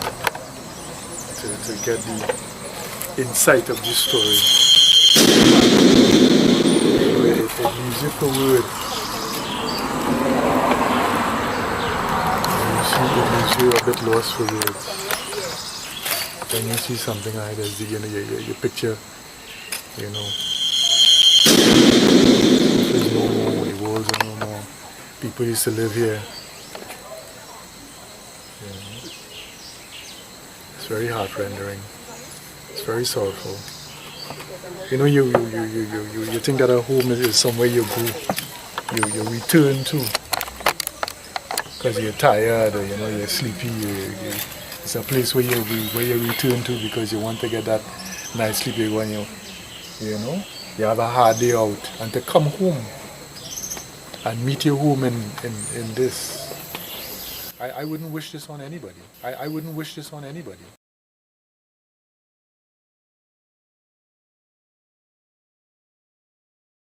Hi again, pleasant good night, everyone. Sorry for the technical difficulties that we are experiencing, and I must say thank you for the viewers that we would have had.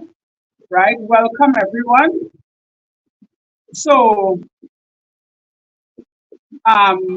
we have some comments that came in here, and a lot of people, they are showing their concerns, and we are grateful for that. That is only to show that we, the Trinidad and Tobago citizens, some of us have a lot of love left in us still, right?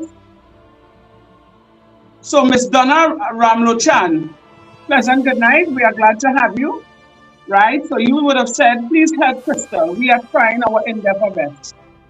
We are trying with all our might.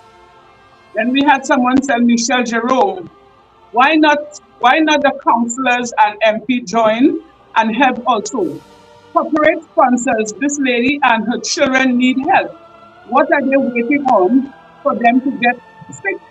And only God knows. Well, that is the same question we are asking Miss Michelle Jerome. We are asking the same question, and we are here pleading on behalf of Miss Crystal Joseph, because this woman is in a state of mind. She's in a certain frame of mind, and it's hard. So we decide to step in. We, the justice advocates, we decide to step in and try our best to see what we can do to help Miss Crystal Joseph and her 8 children. Right, so we have other comments, Mr. Numbers you could call in live, 333-2176, 333-2176. Right, so we have Mr. Caribbean Star.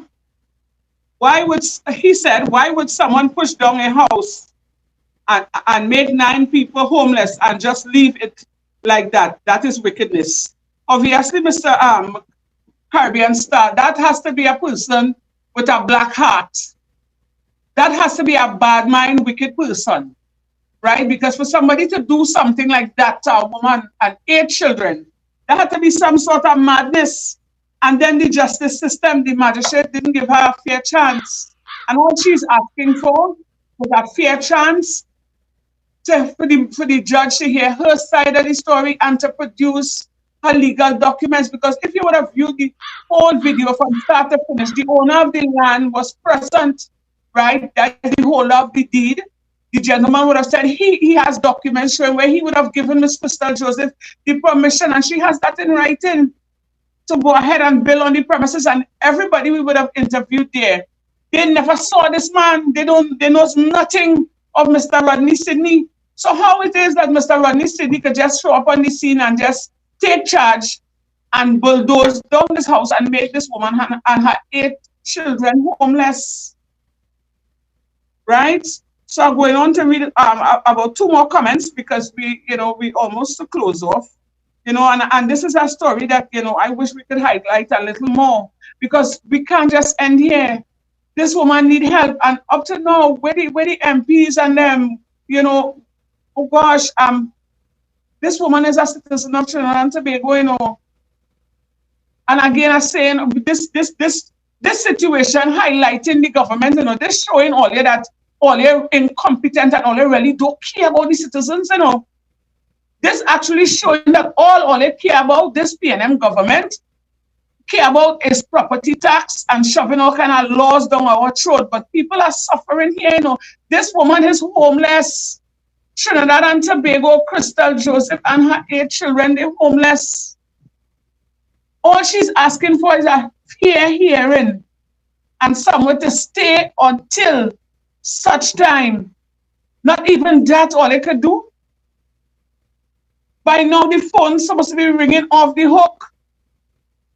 And I am saying this, and I will close with this. If, with this situation that is taking place here tonight, if by tomorrow or the end of the week, or tomorrow is Friday, or over the weekend, a minister, a government, a PNM minister doesn't reach out to Miss Crystal Joseph and her family to assist, rendering assistance to this woman, that tells you a whole lot about this government. That tells you a whole lot about this PNM government. That we, the citizens, would have dipped our fingers in red for them. That shows you a whole lot about them. That they don't care. Because to be out on the street with 8 children and have nowhere to stay, now she's living by somebody at the moment. So at present, she's not out on the streets. But how long could this person house Crystal Joseph and her 8 children? This is a big inconvenience to this woman and the children. School is about to open. The children going to school within the vicinity of Beach. And where they are living at present is not in the area. They had to go and seek refuge on the outside. So that inconvenience the mother, inconvenience the children with their education.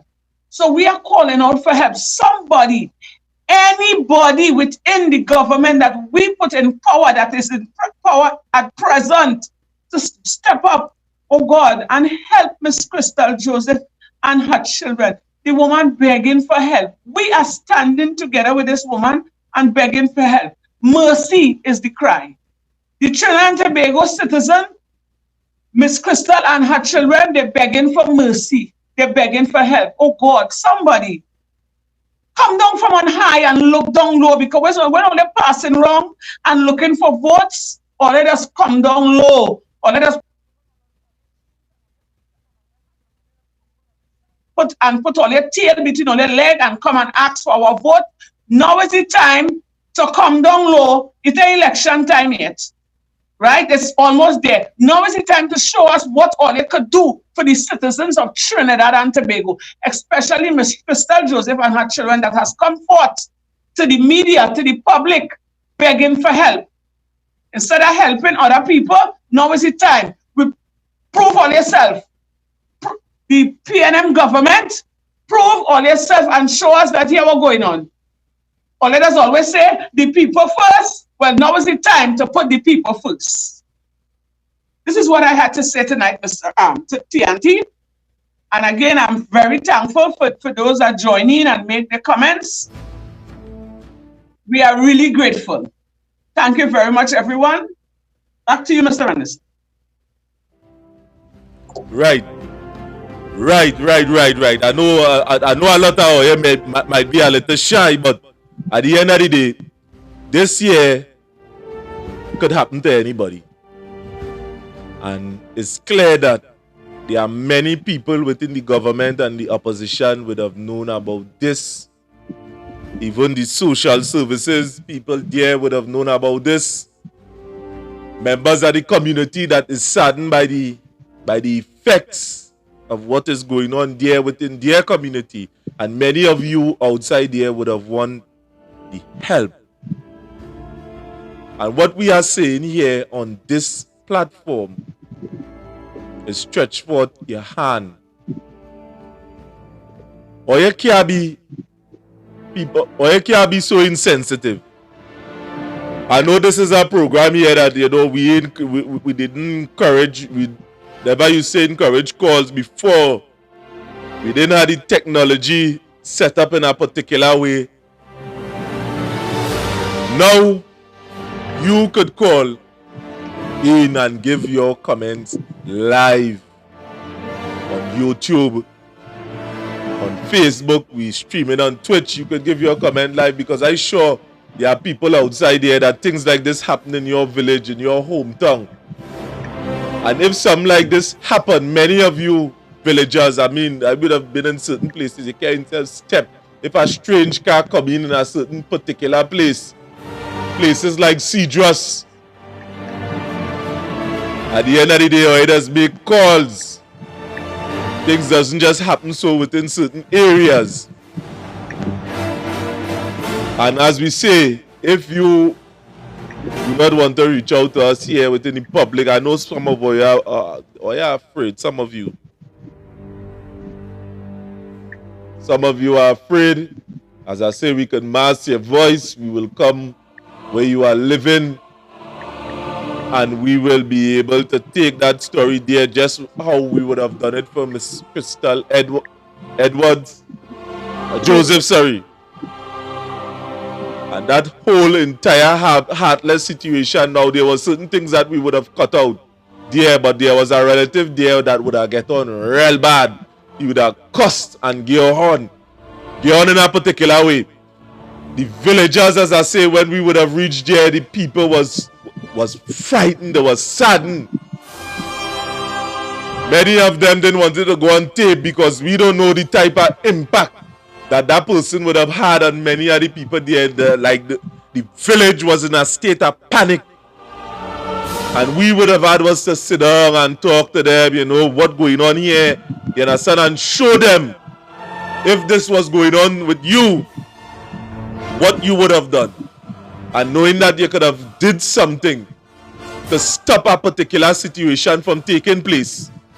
Now is the time to speak out. Some of you, we don't have all the answers. We ain't coming here purporting ourselves to be perfect. We don't have all the answers. And some of it, the answers to the question, we are depending on you, the people outside here,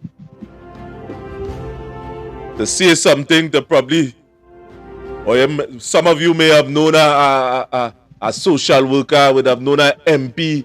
Some of you, somebody in the chat, I would have seen that you would have said, Miss Giselle Jackson interested in a story like this.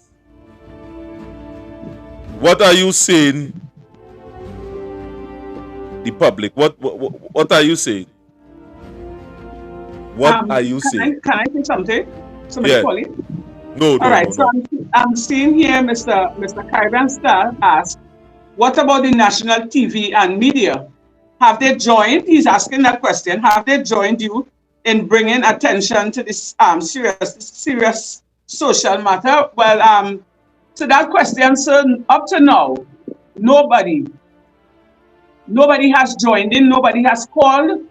It's like everybody, turning a blind eye and they're just hoping for the story to die down. Because in this country, when something happens, the story just lasts for a couple of days or a couple of weeks, and then eventually it just disappears into thin air.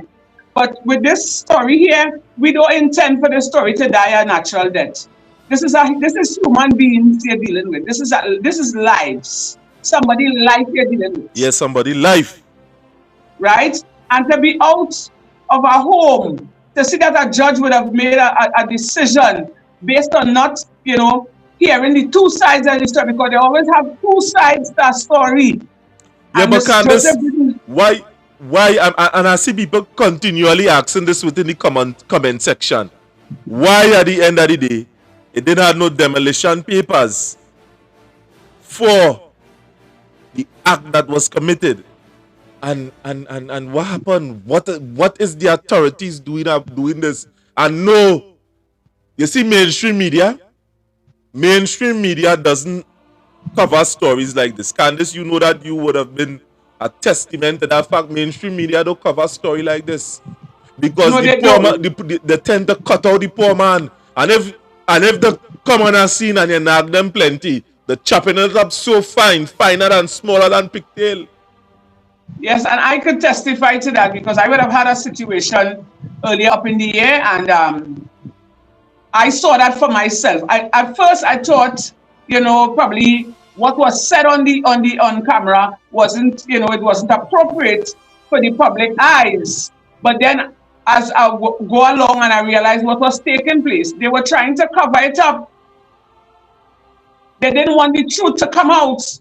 And I always just say, the news media is the voice of Trinidad and Tobago. And if something is going on with you, the whole of Trinidad and Tobago is supposed to know. Once you have the guts to put it out there, you are having a problem, you're facing some kind of unjust, you need to put it out for the whole of Trinidad and Tobago in order for you to get help.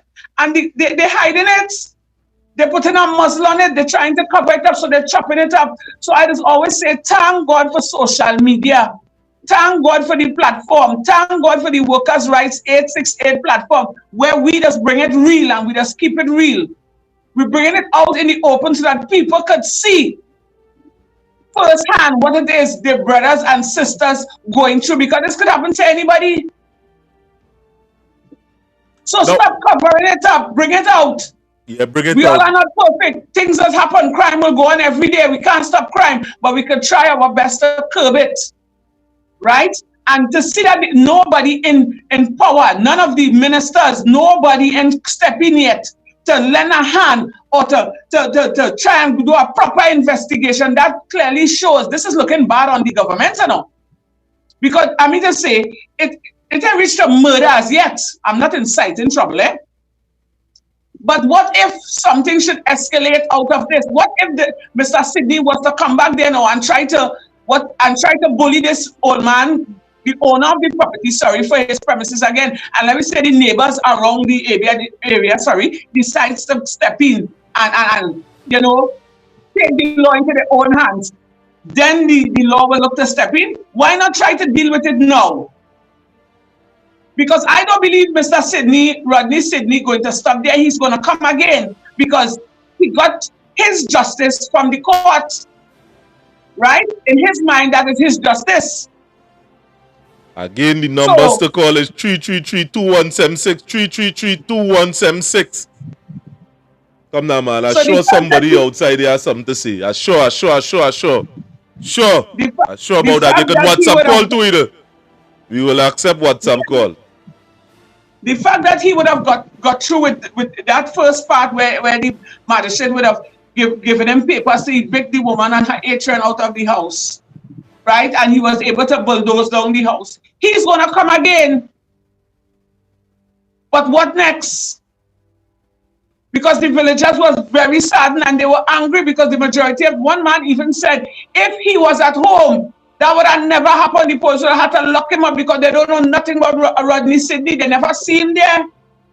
In all the years he would have lived there, and that was an old head that was talking, You understand me? So now is the time to step in and see what's really going on. What the government doing? What they're doing, this is a citizen, this is a citizen of Trinidad and Tobago, this woman and her 8 children. Now is the time to show us that you all care. Now is the time to show us that all you care about all your people. And up to now, nobody and render assistance to this woman and her 8 children, and so much of crime taking place in this country.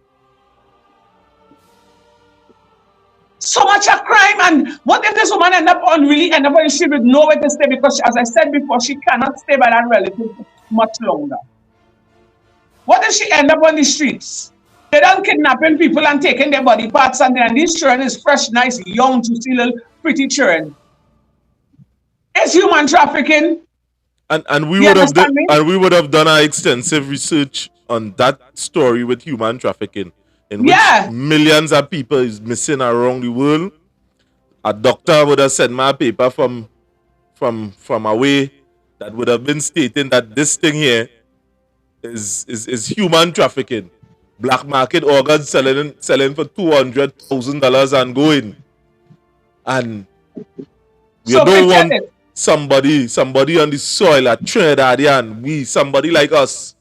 And let me tell you something outside there. You know, some of you who does listen to the Bible, who does read the Bible, as a matter of fact, it states, if you're saying that you love God and you hate your brother and your sister, who you see and who you feel, we just see on a daily basis, is a liar and the truth is not within you. So we must be able to love our neighbors as we love ourselves. Or you can't say or you like people and nobody in reaching or nobody in saying nothing. Sometimes somebody have a ball, a bat to hit a ball. Sometimes there are people need the ball to be bowled to them. So sometimes the statements that is being made in the public domain, it does make me angry for the rich to get richer and the poor to get. It has some people in nothing. And in a situation like this, you're putting somebody in a place from having something to having nothing. And we are seeing that in this system here, the system would have failed this individual. And experiencing this court system here in Trinidad and Tobago is a total failure. Big time. Because they could have taken the time to verify the documents that was presented before them. And stating this, you know how would I remember this? I and Sheldon was talking this morning. We would have had a phone conversation. And this is something that you need to pay attention to, the people of Trinidad and Tobago. Here is what it is. The court system, there is something that called in default judgment. So by you not showing up in court, the court could make a judgment on you for that. Now that was placed there for people that trying to duck court. But the lawyers and them would have seen that they could use it as to pressure the court to make judgment on you whether or not you're not there to defend yourself or not. So ignorance of the case in Trinidad and Tobago, to punish you for that. I don't know about other parts of the world. I can't talk about other parts of the world. But we here in Trinidad and Tobago, anytime you're playing it again, a man go and swear affidavit, that what us go on in say they give you a summons and the magistrate start a case. And the thing about it is this: they are not taking the time.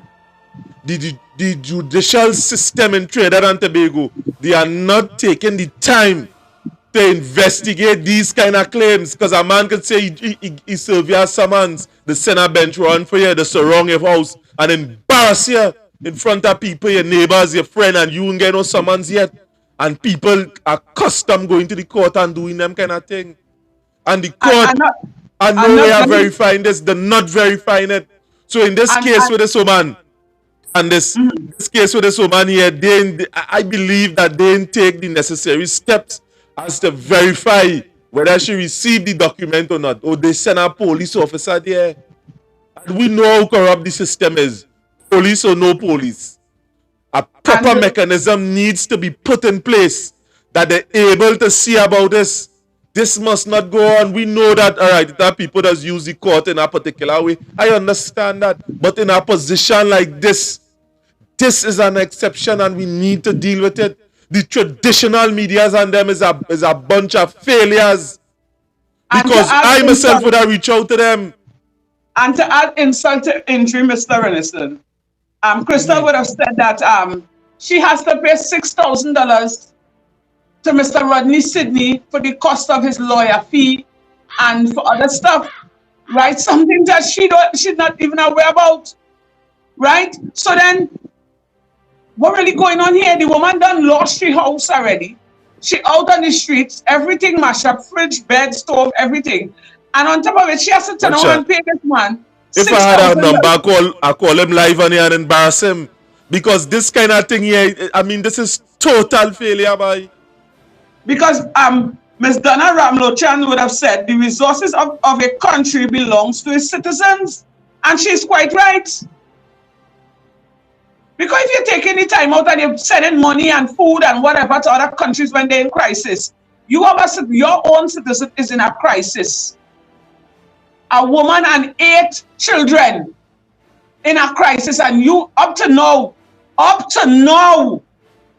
nobody has stretched for their hand.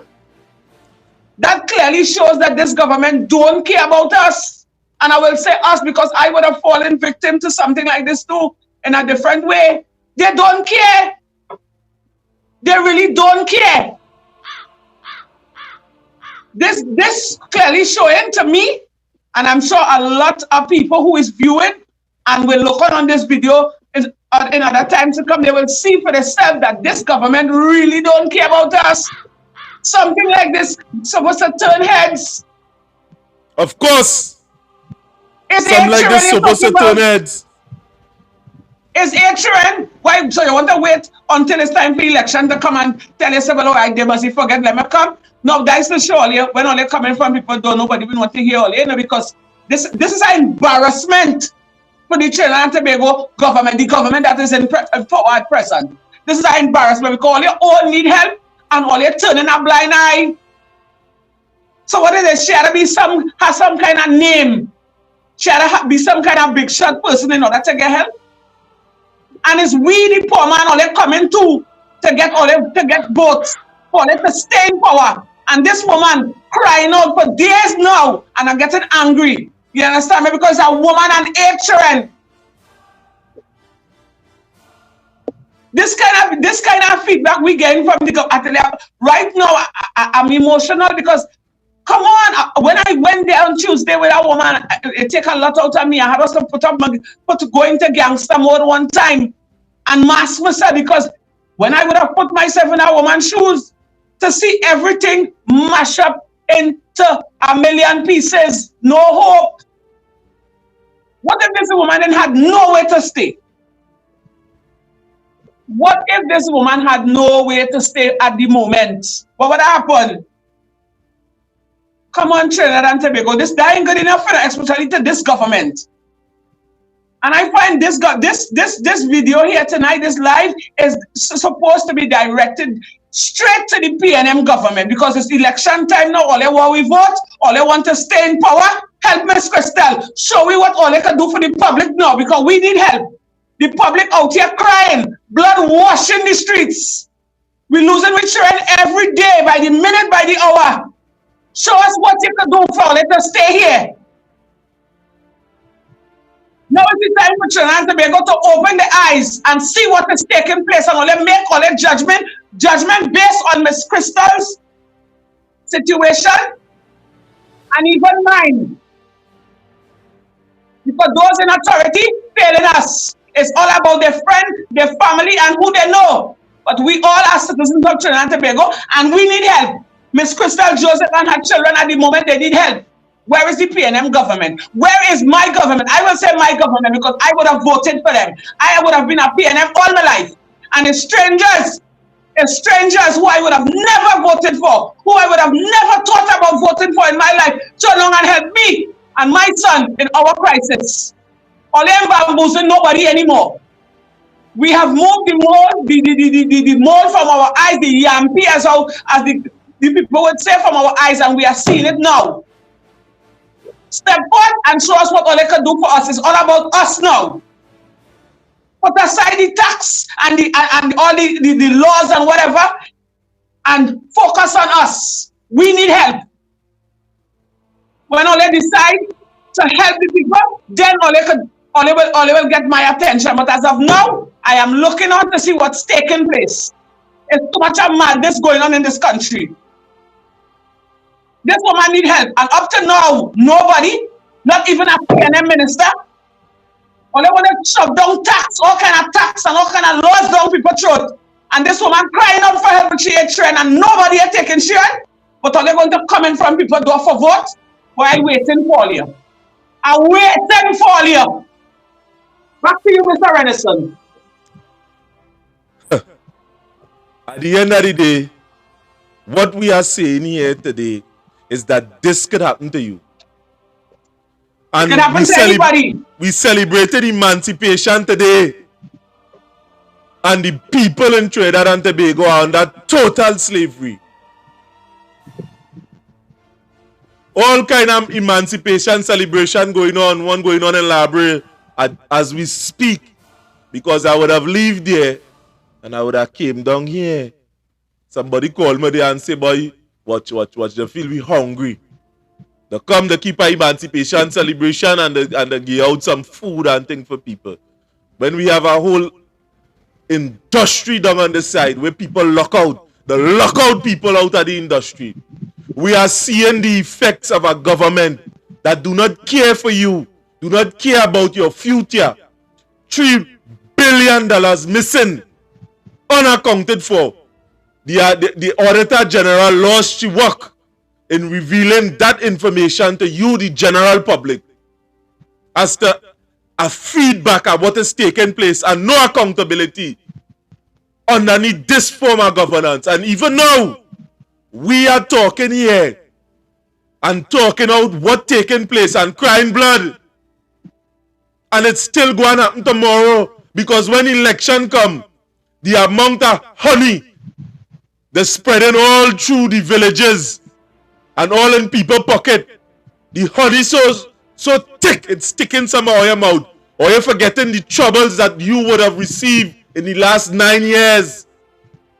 Right now, is a feeding frenzy going on to take place. Everybody know that. Contract going on, give out the start, they go start to open jobs for you, all to stay in power and to take the dollar out of the pocket of the poor man.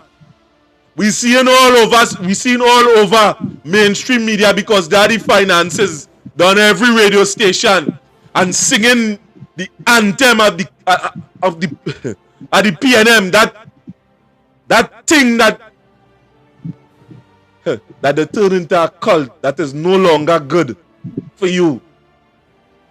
And the amount of gymnastics a man had to play for stories to come out in this day and age. Whole week, this week here, since Saturday go on, they're trying to shut down this program. They try. And I'm here to tell you, or you feel miserably. Or you thought that we would not be on tonight. Or you thought that we'd be silenced tonight. But God is good. Well, Mr. Ranson, I am tired of being silent, you know. You know, you see the way how this country is now, from how I know it way back then, it has saddened my heart. Now when I have to leave home to go to work, I am afraid. Even when I reach into Port of Spain on my way to work, I just be on lookout mode right through, because it's always something, some murder, some shooting, somebody getting shot, you know, by stray bullets. It's something. Trinidad is not a safe place anymore. Trinidad is not a happy place anymore. And the ones that we put in authority to take care of our affairs, to take care of us, they're just studying to, you know, to tax us to death. They're coming up with all kind of laws and all kind of clauses and all kind of things, but they ain't studying how to fix us, how to fix the problem. And the thing about it, and this, Go Imagine ahead. them looking for Obiaman in Tobago. Imagine Imagine that that is their prerogative. Arrest a man who called on the Obiaman and them to go down in prayers to stop the traffic oppression that started to take place over there. When they see the listen to me, coward in the middle of the road, I they're would have calling seen on that. people to move it. Man, I would have seen that video on TikTok today. uh-huh. And I made a comment, and the person himself responded to me. I said, well, boy, we need some of that in Trinidad. You understand? We need some of that over here in Trinidad because look at what's going on. Blood washing the streets, you know. Now we had to get that person, Candice, because if that is the very person that respond to here, we had to get that person here to talk, because at the end of the day, we was some of that in thing. Look, we was championing our cause with this same taxi driver association thing, with this type of oppression. We tried once, we tried twice. People come out here, but everybody like they lost their testicular fortitude. The only the woman that permitted shame was the woman right before we went on to the program. I don't want to call no name because that is a surprise. We go and Lego that interview tomorrow for you. Understand? That woman hush up. You understand? It interferes with your brains too, Candice. Yes, Tell me, yeah, it did. It did. It interfered my brain because, you know, wow, I was never really exposed to that kind of, you know, interview before. But it's always a first and it's a learning experience. You know, but let me tell you something, the cries of the people, you're hearing it every day on all the social media platforms. Even if when I'm traveling on the street, you're hearing people crying out. And it's hard. And when you have a government trying to tax you to death, up to now, I'm a government worker and I working on 2013 salary. And sometimes I just had to lift my salary to the heavens and ask the Lord to bless it and stretch it in order for me to able to pay my bills and take care of my family. And then when you hit the groceries, wow, there's another thing by itself. And then they want to come with this tax. How could you afford to pay tax and you're living on a 2013 salary and you can hardly even take care of yourself and your family? But they still want you to come out to work, Or if you don't work, you can lose your job, right? So I just try my best and come to work every day.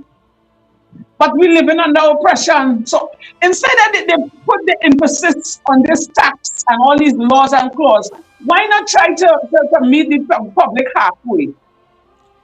Because, all right, I still have a government job, but there are people living day to day, Mr. Renison. I know. Yes, you see, you're talking something here that close to my skin. And when you talk to me about jobs, people working on 2013 salary, that does eat away my very heart, because let you don't go down that road with that, because let you don't go down that road, because I could talk here. I could talk here about certain union leaders that's selling out the workers and them. I could sit down here and talk from here till morning. And that nasty, stinking 4% that many of them would have accepted. I could sit down here and talk about that. We would have taken out a whole administration from in a particular union. And all of them quiet. All of them take by. And the very company is running down. Nobody not no damn respect for some of them. And don't make me start a call name, you know, because the time will come when I go fed up talking. And let me tell you, this is something buy out right through. This is something they like to tell you. Tighten your belt. Tighten your belt because tough time is at hand. How much tighten we could tighten we belt again? Right now we're choking. Right now we're gasping for air. But you're telling me, tighten your belt. And all they're traveling, all they're living lavish lives. And we, the citizens of Trinidad and Tobago, who's supposed to be reaping the benefit of our land, suffering. I would have seen something with Venezuela. Excuse me. And I said to myself this morning, I said, wow, I only hope this happen in Trinidad, you know. No, well, that is a story to cover. And what we are going to do, On Tuesday next week, we are going to bring that story in full because we would have had somebody from Venezuela that was there and are willing to speak about this and the atmosphere and the masses of people that would have end up in the streets and talking about it. We go talk about that, Candice, Tuesday coming. Okay. You understand? But right now we are talking about the issue with Crystal Joseph and where the court system would have not find it fit. I mean, people fooling the court all the time. And you all would operate on a basis that, oh God, we know right now what you're wrong. Because no proper verification of documents was ever done. If that was done, this man didn't do that kind of bullshit. No court order was given to demolish the place. But yet still, when people end up there, the whole place in rubbles. My God. And you clearly see the man, the owner of the property, the man, the poor little old man, he came with his deed. He came with his will. The man have proper documents where he would have given the said property over to Miss Crystal Joseph. So I would really like to know what document Mr. Rodney Sidney would have produced for that magistrate to make that decision. And I hear your name. His name is Rodney Sidney. Rodney Sidney. That is the man. That is the devil. After he make his mischief, he's nowhere to be found.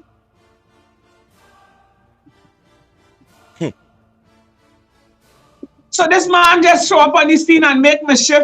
But what I believe, I want to believe that he realized the type of person he's dealing with. So he just ball a ball. He didn't expect this to reach so far.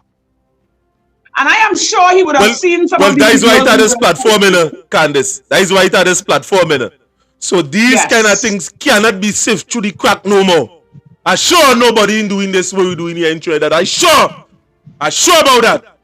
And that is why I could come up every day and I could boast here. I'm sure this thing in doing. There are many others, so I don't want to call no certain names, but there are many others that doing this and charging all here. There are many others that doing this and saying if they ain't getting nothing, they ain't coming. There are people that getting hundreds of thousands of dollars in doing this, making money over your suffering. I'm sure nobody not doing it like this. I'm sure about that. You see a person suffer, especially in a case like Miss Crystal Joseph, where this woman has nothing left, and to still turn around and charge that woman, that person has to be a wicked person, that person don't have a heart. It come like it's like nothing from nothing, leave nothing, It's like you're taking a suck from a dry chenet seed. Nah. Trinidad and Tobago, you see this platform?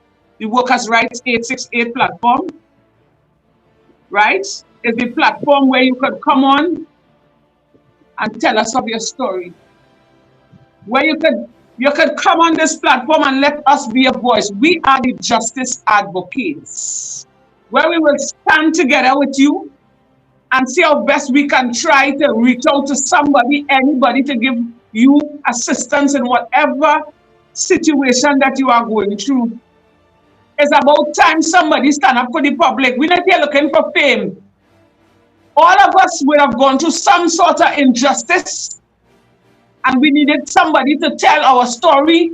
We needed help, and nobody was there. So this platform is for that. Come on, tell us your story. As Mr. Renison said, we could change up the voice. If you don't want your face to show for our certain reasons, we could do something with the face. We could give you a different identity. But now is the time to come forth and talk, because enough is enough. Now is the time to rise up. Now is the time, it's Emancipation Day. Today, now is the time to emancipate yourself from mental and physical slavery. Enough is enough. Now, can there somebody now send me Mr. Rodney Sidney phone number? Wonderful. You would like to call Mr. Rodney Sidney? Would you like me to speak with him? Of course, because Rodney Sidney, it has certain things that we need to ask Rodney Sidney. Oh, please call him quick. You're sticking. You're supposed to jump on that number one time. Let me get Big Bad Rodney Sydney on the line. So, ladies and gentlemen, we're going to try to make an attempt to call Mr. Rodney Sydney here tonight live on this thing here. We have to get to the bottom of this here tonight.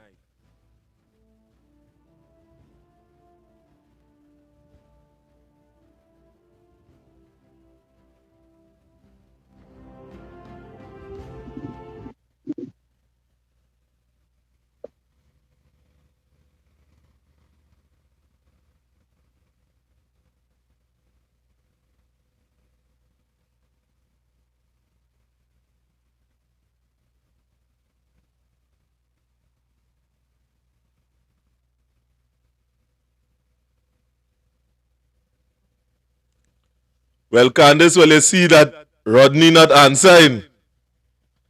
I feel Rodney watching the program, and he know we calling I him. want to believe he is aware.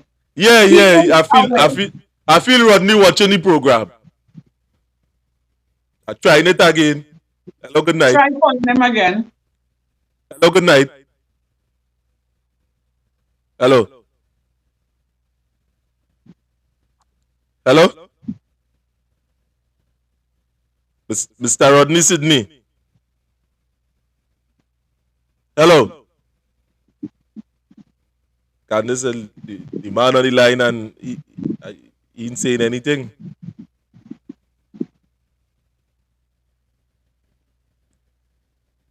If I speak, would he hear me? Yeah, he will hear, but he hang up the call. And the guy on the line, and he ain't saying a word.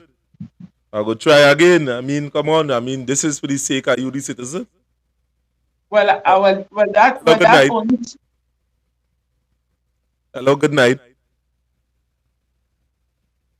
Hello.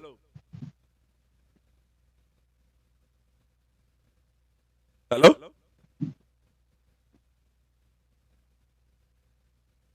Hello, good night.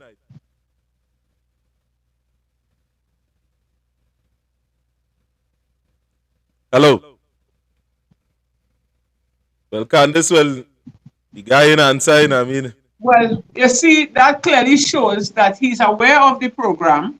He's aware of all the videos that we're sending out. And the fact that he hasn't come forth, because this is the platform, because right now everybody is watching him as the big bad wolf, the evil. I want him to come on the platform and get on like a big bad wolf.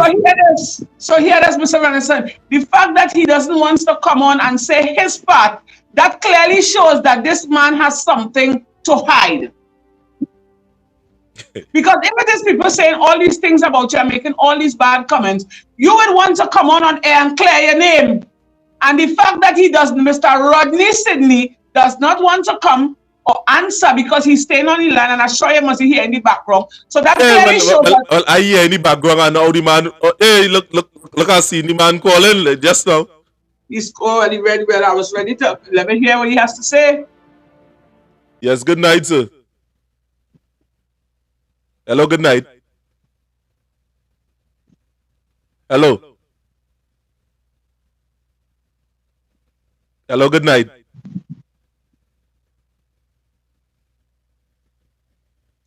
Hello?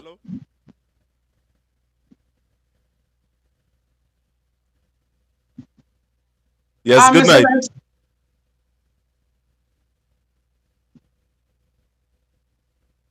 He didn't say anything, Candace. Well, the fact that he is remaining quiet on the line, you could send him a message and invite him to come on the show to tell his side of the story, because there's two sides to a story, right?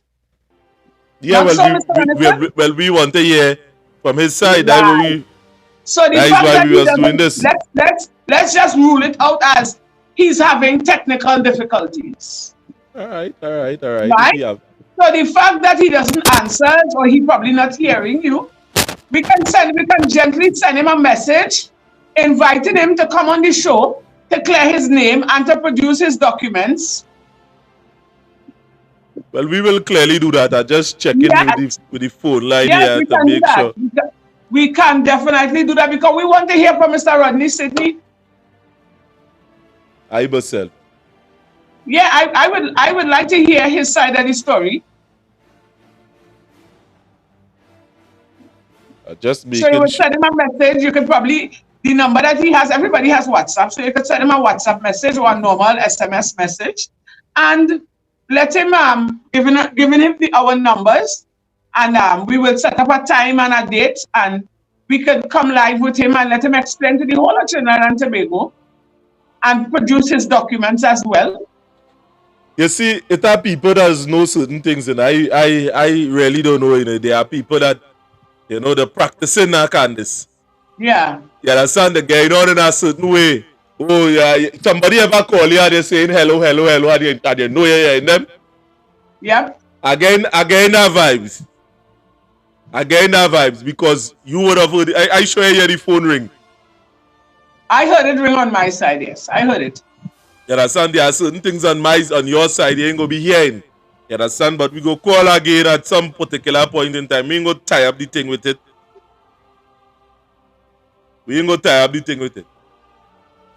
So we are going to get in contact with Mr. Rodney Sidney probably tomorrow concerning this whole situation. We ain't gonna call back tonight again. So Mr. Sheldon Khan would have sent a message. Thank you very much and pleasant night, Mr. Sheldon Khan. He said that when we tried to call the MP for point 14, Kennedy Richards, he does not answer. He does not answer too. Yeah, we have some videos and all where we would have went and do the whole dengue story. And at the end of the day, we ain't get no answer, matter of fact. And the thing is this, people have all these concerns. They're going through so much of a problem and you're not hearing from these MPs at all. Where are they? All they walk through the neighborhood, all they would have introduced all themselves and all they market all themselves as the man for the job, the woman for the job. Now, where's the man and the woman that was there some years ago saying that they are the person for the job?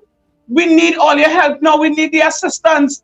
And all you're not coming forth. How will they expect to get elected next time? Because you know why? Some of us Trinidadians, we are very naive. You can give us shit and tell us it's ice cream and we go eat it. But now is it time for Trinidad and Tobago to wake up.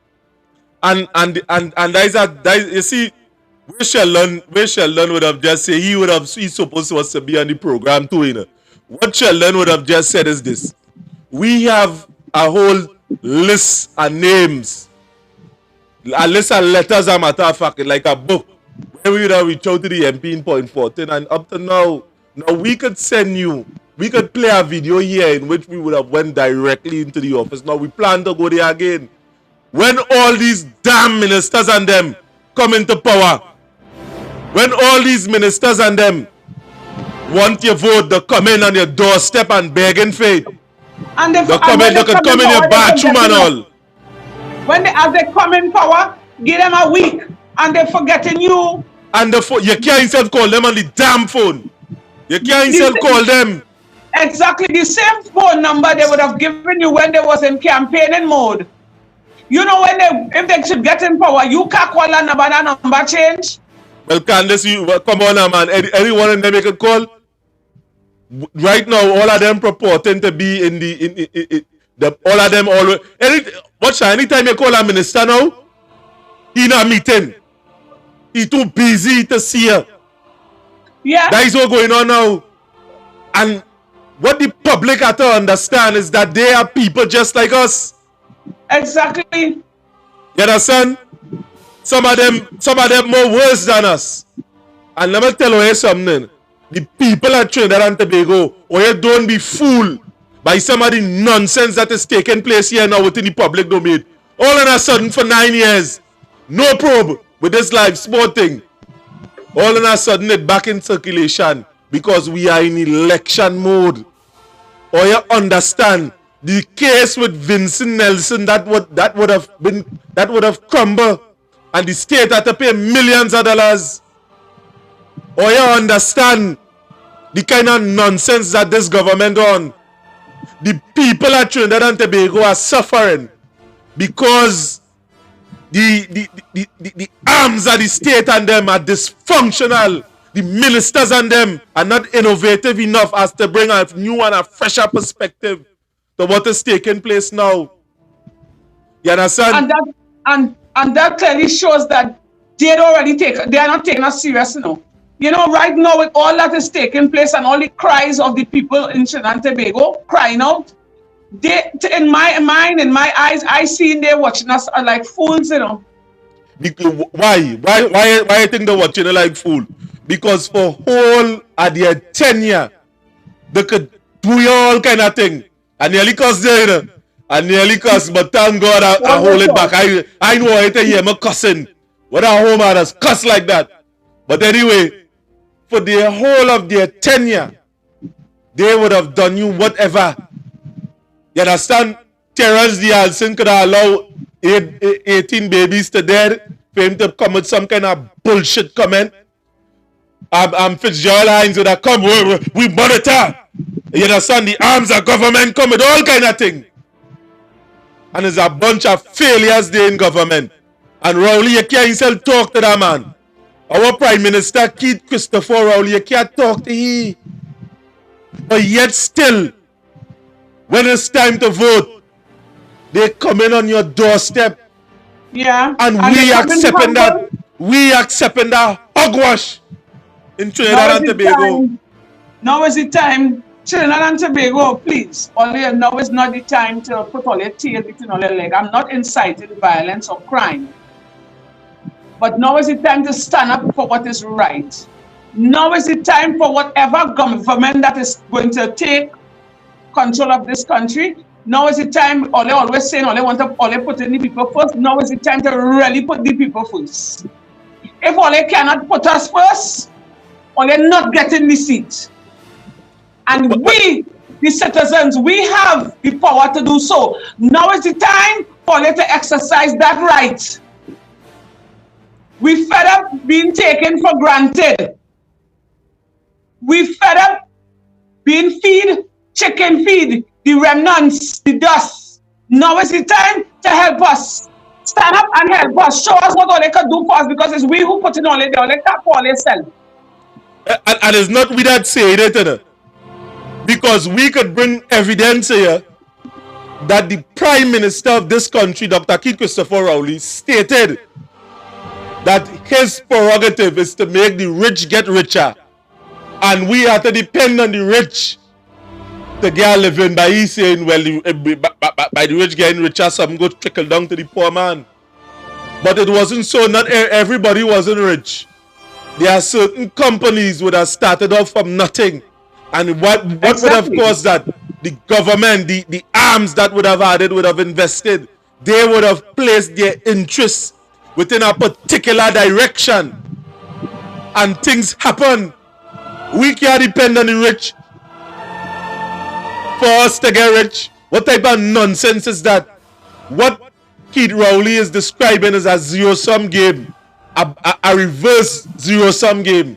A matter of fact, why the rich have to get rich for the poor to get rich? Why the rich can't get rich on their own and the poor get rich too? Why? But when many of us, I know what's going on with Oye, you know. Let me tell you what is the problem.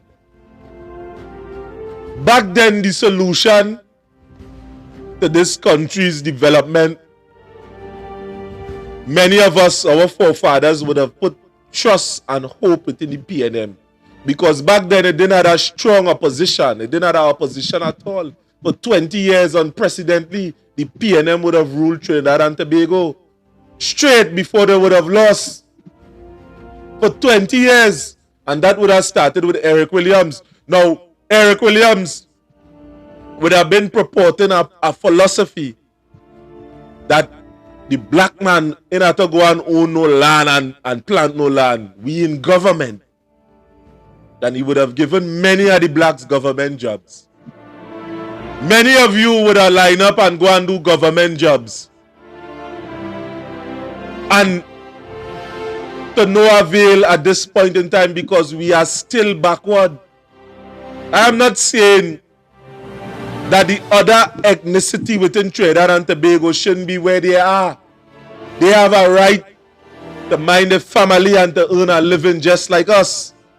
But we was left behind because we put our hopes in man.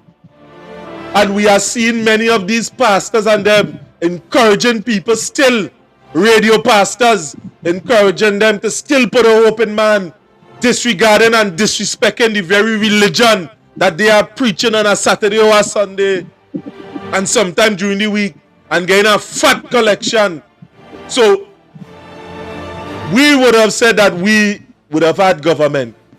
Now if we had to listen and watch and analyze and break down that salary, what we just be getting on a monthly basis from doing government jobs, if we was to break it down into pieces and analyze it, put it underneath a microscope, it availing to nothing. Because most of us, the average salary in a government job is $8,000 a month. And then when you're done, you're getting an AGC house, we just call it a government house. So when you have to pay mortgage for 10 and 15 years, you understand $4,000 out of that. You might work a car, you have children to send to school and bills. You as a slave, the very government work that you gain is just to pay for the house and the car and a little holiday now and again. Is that what you are worth? Now, the older folks would have told you and would have constructed a complex argument in which we would have called argumentum ad antiquitatem, meaning appeal to tradition. What would have worked back then is not working now.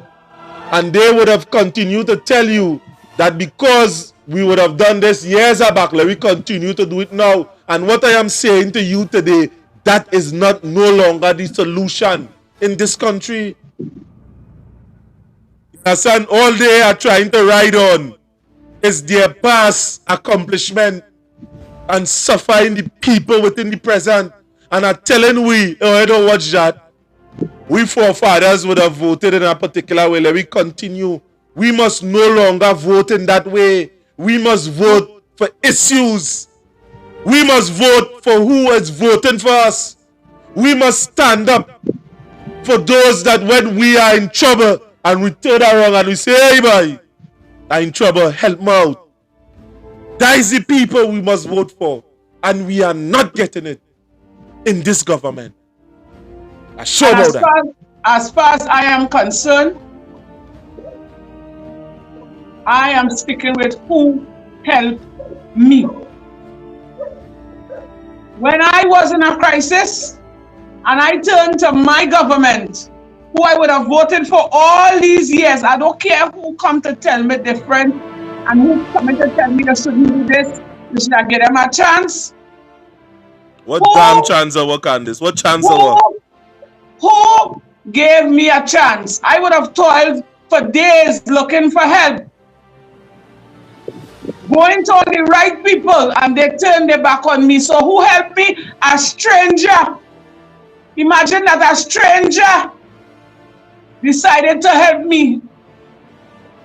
And I mustn't ride with the stranger that helped me because I was going through a crisis. You know, my life was threatened.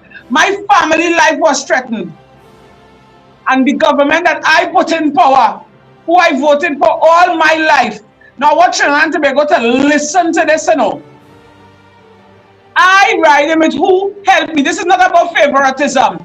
Put all yourself in my shoes, Miss Crystal Joseph's shoes, and many other people who would have had situations and the said government that is in power, who we dip our finger in for, thinking that they would see things, you know, help us and do things in our best interest, has turned a blind eye, turn their back, and leave us for dead. And as our Prime Minister said, who dead, dead.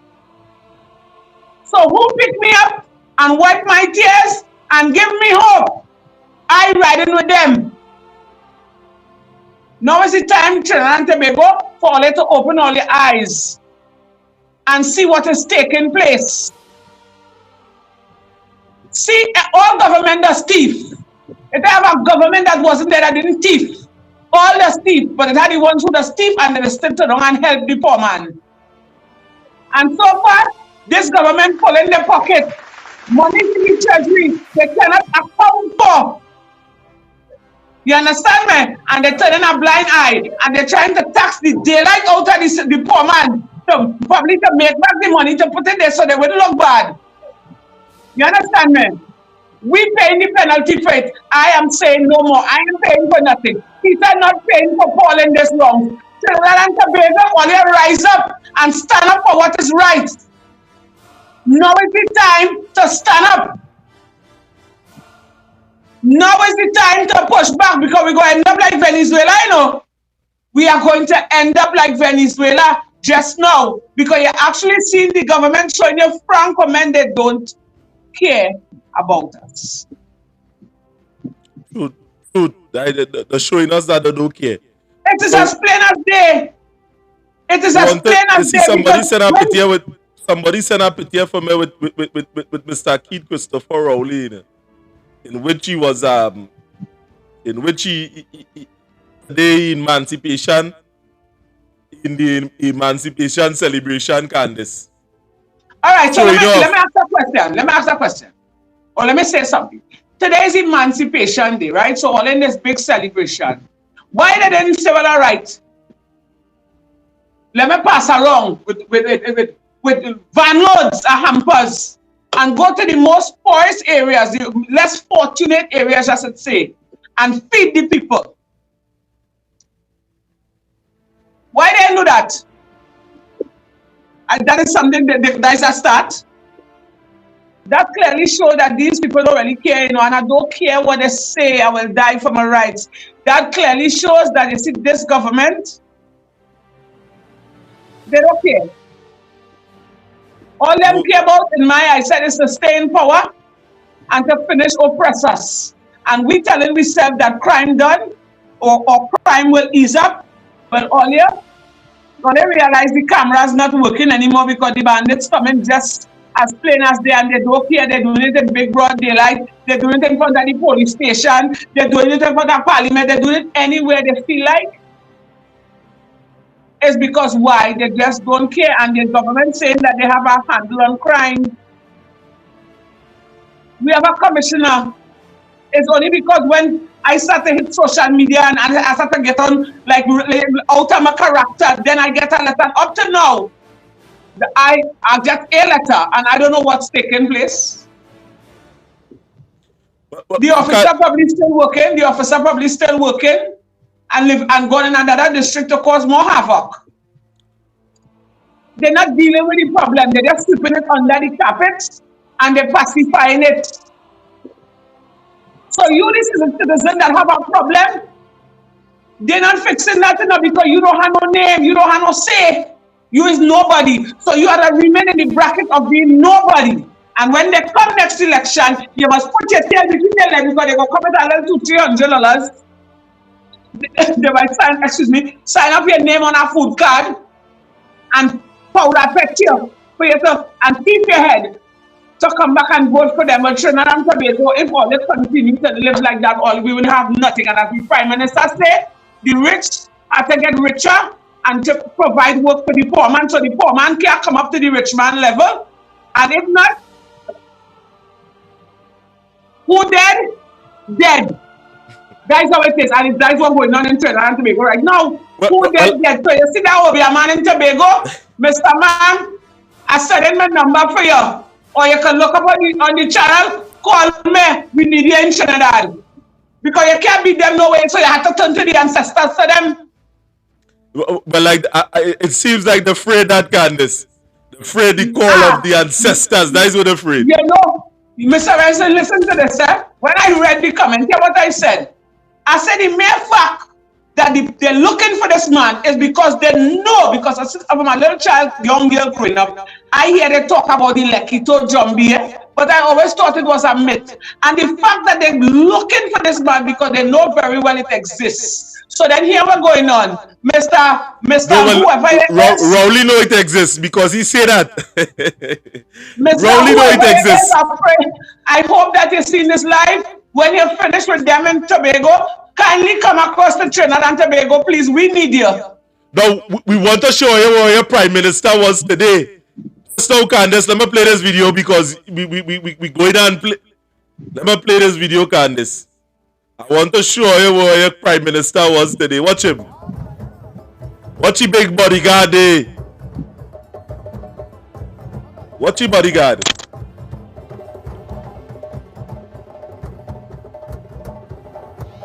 Watch him. That where the Prime Minister was. Thousands of dollars spent for this Emancipation Day. Nice colors.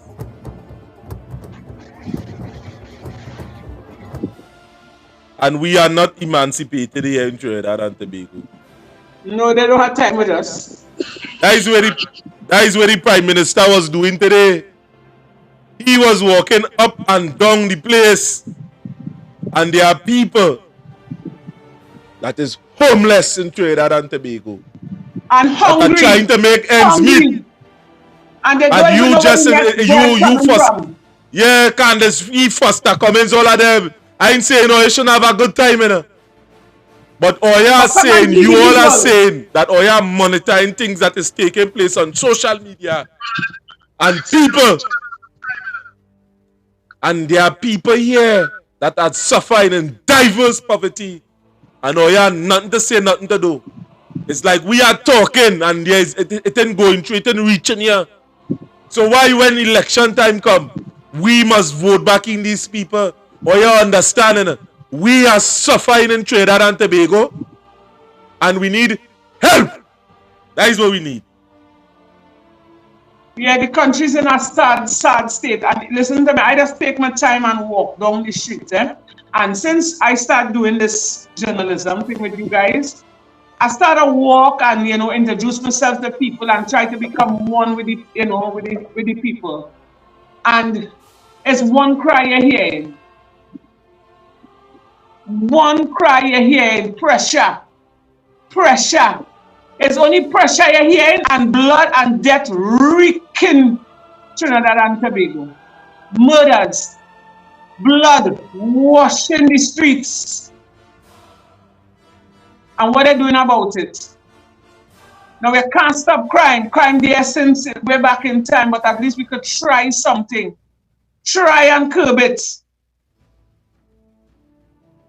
Stiffer penalties, not only for the citizens, but for those in authorities.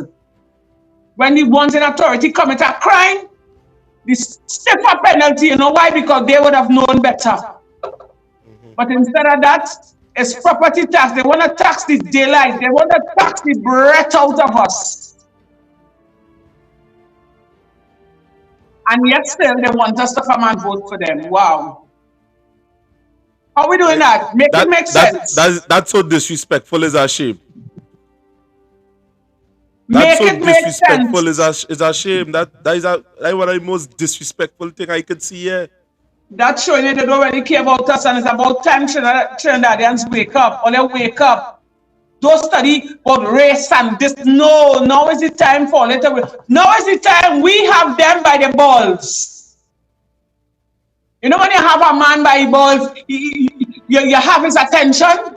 We have the PNM government by the balls. Now is the time to squeeze it, turn it, and twist it to our best interests. Now is the time to stand up and let them know and force them into a corner because they want to come back in power because the eyes on the treasury. You see power?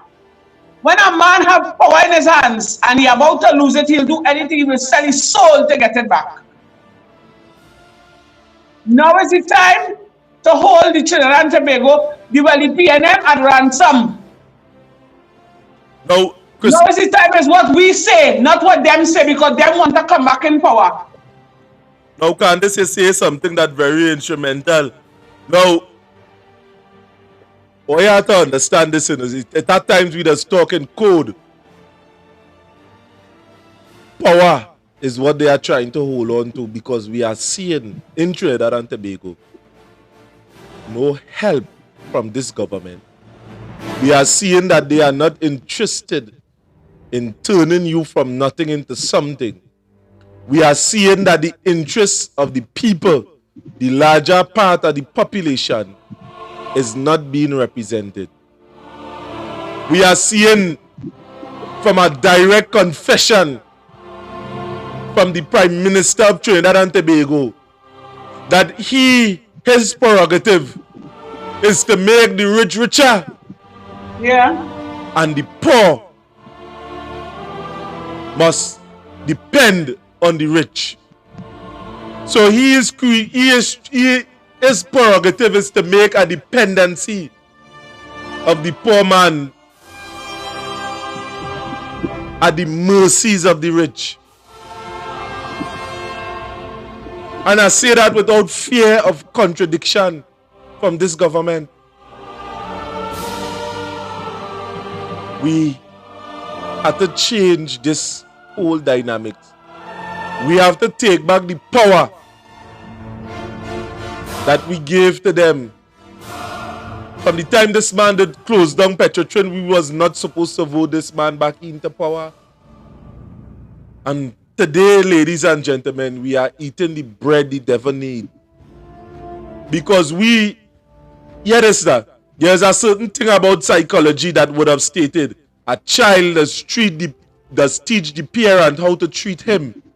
Now, in a position like this, we would have taught the government how to treat us by not holding them accountable for their actions. Exactly. You can't just come and close down a whole industry that George Chambers would have fight to open and would have seen the need that here were going on. It had an oil boom coming. Although plenty of us would have bad talk the man. You understand? I would have do some research. I ain't going to talk about that. I ain't talking about that aspect. In the 80s, with the thing with the... Let me leave that alone. Now it's not for that. But as I saying, you would have closed down one of our biggest earner of foreign exchange to nothing, and put over 21,000 people out of a job. 500 of those would have left TSTT. And we keep putting back these people by. Where is your dignity? People of Trinidad and Tobago, where is your heart? My God. Candace, I know we went real over time here. And what I'm saying is that I reached a point that I get sick of what taking place. I'm mad. It's a sad situation to see how we reach. It's a sad situation to see how Trinidad and Tobago has become. And it's like, whew. You know, before I didn't used to study, politics and things. I used to just be living my own lives, trying to make two ends meet for myself and my family. Yeah? But now that I'm in it and I'm looking on, we need to do better than that. In other words, you have to see about your own. See about your own before you can see about other people's own. We are your people. The citizens, everybody, every man, woman, and child, every creed and race, from all four corners of the earth, Trinidad and Tobago, we are the citizens and we need help. You need to help us, put things in place for us. Don't just try to butter us up when coming close to the election. We're not taking that. Enough is enough. When will it end? When will Ole will put us first? When will Ole seek our interests? Stop mama guying us. A promise is a comfort to a fool. Stop fooling us. We fed up being fooled. Is our generation Ole damaging? Because when our time gone, what will happen to our generation? What will happen to our children? If Ole continue to rape the government and turn things into all your benefits. Because now we will have the country, so when it comes to the economy. You know, we don't have the not the citizens have the country. So when it comes to money, it's all that in charge of the money is all we're misusing the funds. Money is turning up missing. We don't have a poor man. They thief that amount of money. They could not even done. They would not even done jail that person. They need to start a jail some of these ministers and them. Hold them accountable for monies that gone missing. It's only when that start Trinidad go change. But all for now. Right now, Trinidad and Tobago is honey for those in authority. Because when they commit the crime and the big thief and whatever, nobody is jailing them. They get away scot-free. And we, the poor man, have to pay the price. The taxi driver on the road had to pay the price. The normal citizens, we had to pay the price because they're trying to shove things down with truth. So when you get locked up and you have to pay a fine, 5,000, imagine that. If they lock up, let me say, 1 million people in 1 year, and that person, that one person had to pay $5,000. How much money they're making because you know you don't want to go to jail. So that's how they intend to build back the economy. That's how they intend to build back the treasury with all the money they would have, had their way with. Come on now, man. Trinidad and Tobago, they wake up now. It's about time. All them fed up. All them fed up suck salt. All them fed up stand up outside and looking in. We as human too. We deserve to be happy. We deserve to send our children to good schools. We deserve to be able to walk the streets and not have to be walking back. Or when you lock your house and you go to work or you go out with your family, you come back and make your place intact and safe. Because if you notice, they had a bodyguard, they're making sure they're safe, But who is going to make sure we're safe? Who making sure we're safe? Nobody. So it's every man for themselves. I tell all they careful, we ain't end up like Venezuela, All right. That's all I have to say for tonight. Careful, we ain't end up like Venezuela. Well, the people at Trinidad and Tobago, we would have extended. We went a little bit off, a matter of fact. We went far, matter of fact. We went some distance. And I believe we're making up. We're making up for Tuesday because unfortunately we wasn't here on Tuesday because we were in Beach covering the story with Miss Crystal and her 8 children. That's that sad situation. We had to go, and that was a situation beyond our control that we really couldn't reach back in time. So they got a double whammy for Tuesday and Thursday.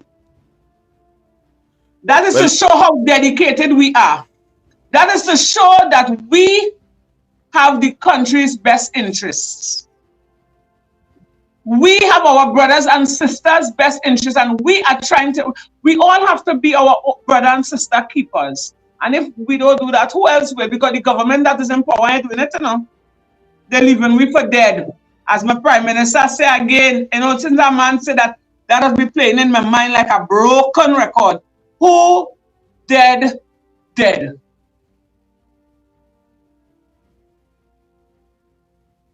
So we have to be our brother and sister's keeper. So as we say, let us know of your situation. Call in, send a message. You have our numbers. Let us know. Let us be your voice. Let us stand together with you guys for justice. Enough is enough. All ain't tired. Trinidad and Tobago, all ain't tired. All ain't tired suck salt. All ain't tired eat the bread the devil throw away. This time we way past where the devil need. All ain't tired eat the bread the devil throw away. Come on now, man. Now is the time to rise up. Now is the time to stand up. Stand up for their children, for their generation, because the country, this is the worst I've ever seen Trinidad and Tobago in my 46 years of age. This is the worst. It's separation left, right, and center. And they're still telling you, tighten your belt. Oh God, how long we go tighten that belt before we go dead? Come on now, man. Mr. When I'm not tired, I'm fed up. Well, well, I understand, Candice. I mean, we trying. I mean, for the sake of the people, we are doing this, and we Not are because urging. I'm tired and I'm fed up. That doesn't mean that means to say I'm going to give up. And as long as I have the breath and life in me, I'm going to continue. I am going to go on. Something got to give. We can't continue to live like this. It's hell. We're living in hell now. It's every day is murders. Every day is something. Every day.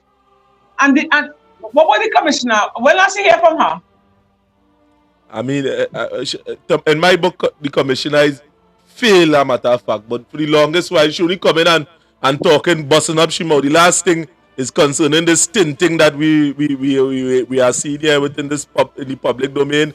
That way the people in Tobago was protesting for, because they are seeing a certain amount of oppression that is taking place on the roadways. I mean, we understand that crime is an issue within the country at Trinidad and Tobago, but doing roadblocks, come on now, man. How that solving crime? With the detection rate low, we do have the proper apparatus to forensically investigate crime and take it up to a particular level. We are outdated and backward. To do a DNA test and them kind of thing, we had to send it away. And these is the type of things that is taking place. The justice system, you're waiting months to get a judgment. We do have speedy justice, and the criminals and them laughing at us. Because when they would have done something, them know them going and stay in remand 3-4 years. And then they think the case would have sent somebody to kill the witness or to kill the person. That is what has been going on here. To threaten them. And we just going around in circles. Yeah, that was going on. And you want to come and block the road and tell people about damn tint. That's what we pay no for? To go on the road and stop people with tint. Man, to hell with oil, yes? That your big initiative in solving crime. Kenneth Scotland would have had some vehicles to the pre-deal last and the thing. As he come in, me know if they donate, the government donated. He on front page, he think yes, the pre-deal last and the squad haven't been operating for the day. But it wasn't effective. They didn't have proper vehicles, so that could not done under Fitzgerald lines. But this government, watch me. This government real different. Yeah, they're different. So I could not give the pre-deal last and the squad the vehicles necessary to patrol certain units, to patrol certain areas. It's only when Kenneth Scotland come in, Keith Scotland, sorry. Oh, he was able to do what? To do what? That ain't no change. To give about 3 vehicles, but the government could do that. That ain't no big accomplishment. It's to quicken up the apparatus of the police service, the justice system, the crime detection, not road and this and that. It's to strengthen the police force by putting certain mechanism in place from inside. And the only man I really see certain things where that take place underneath was under Gary. I don't want to give him too much of props, but come on, we had to give Jackie jacket.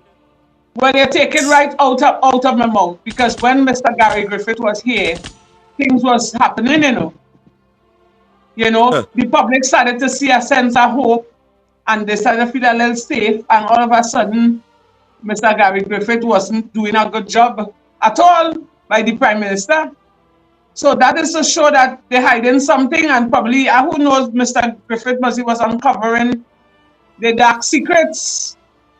I just saying it. Don't judge me. I just saying, Trinidad is a free country, is a freedom of speech. But I strongly believe in my heart that Mr. Gary Griffith was the man for the job. No matter what they go say about him, no matter how much they bad talk him. But he was the man for the job. I ain't seen nobody come as commissioner and did what that man did. And the fact that they could get rid of Gary Griffith is because I believe they have something to hide. Now, Candace, somebody called me and send a message to me, a matter of fact. They say this thing juicy. It's getting late, you understand? They say this topic juicy, we have them up tonight. we Tell have them them up. we're making up for Tuesday. Now, what we gotta do here, people, very soon we are going to run a morning program. Early in the morning from 5, I think from 6 or from 4 to 6, which you go have some prayers. People will be coming on online and praying for you.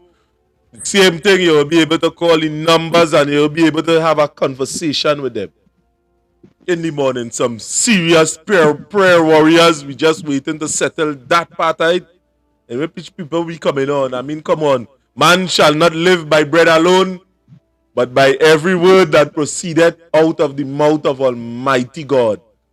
So we will be having a prayer session starting up early in the morning, in which we go reach out, and as I say, the numbers are there on the screen, or you could reach out to us.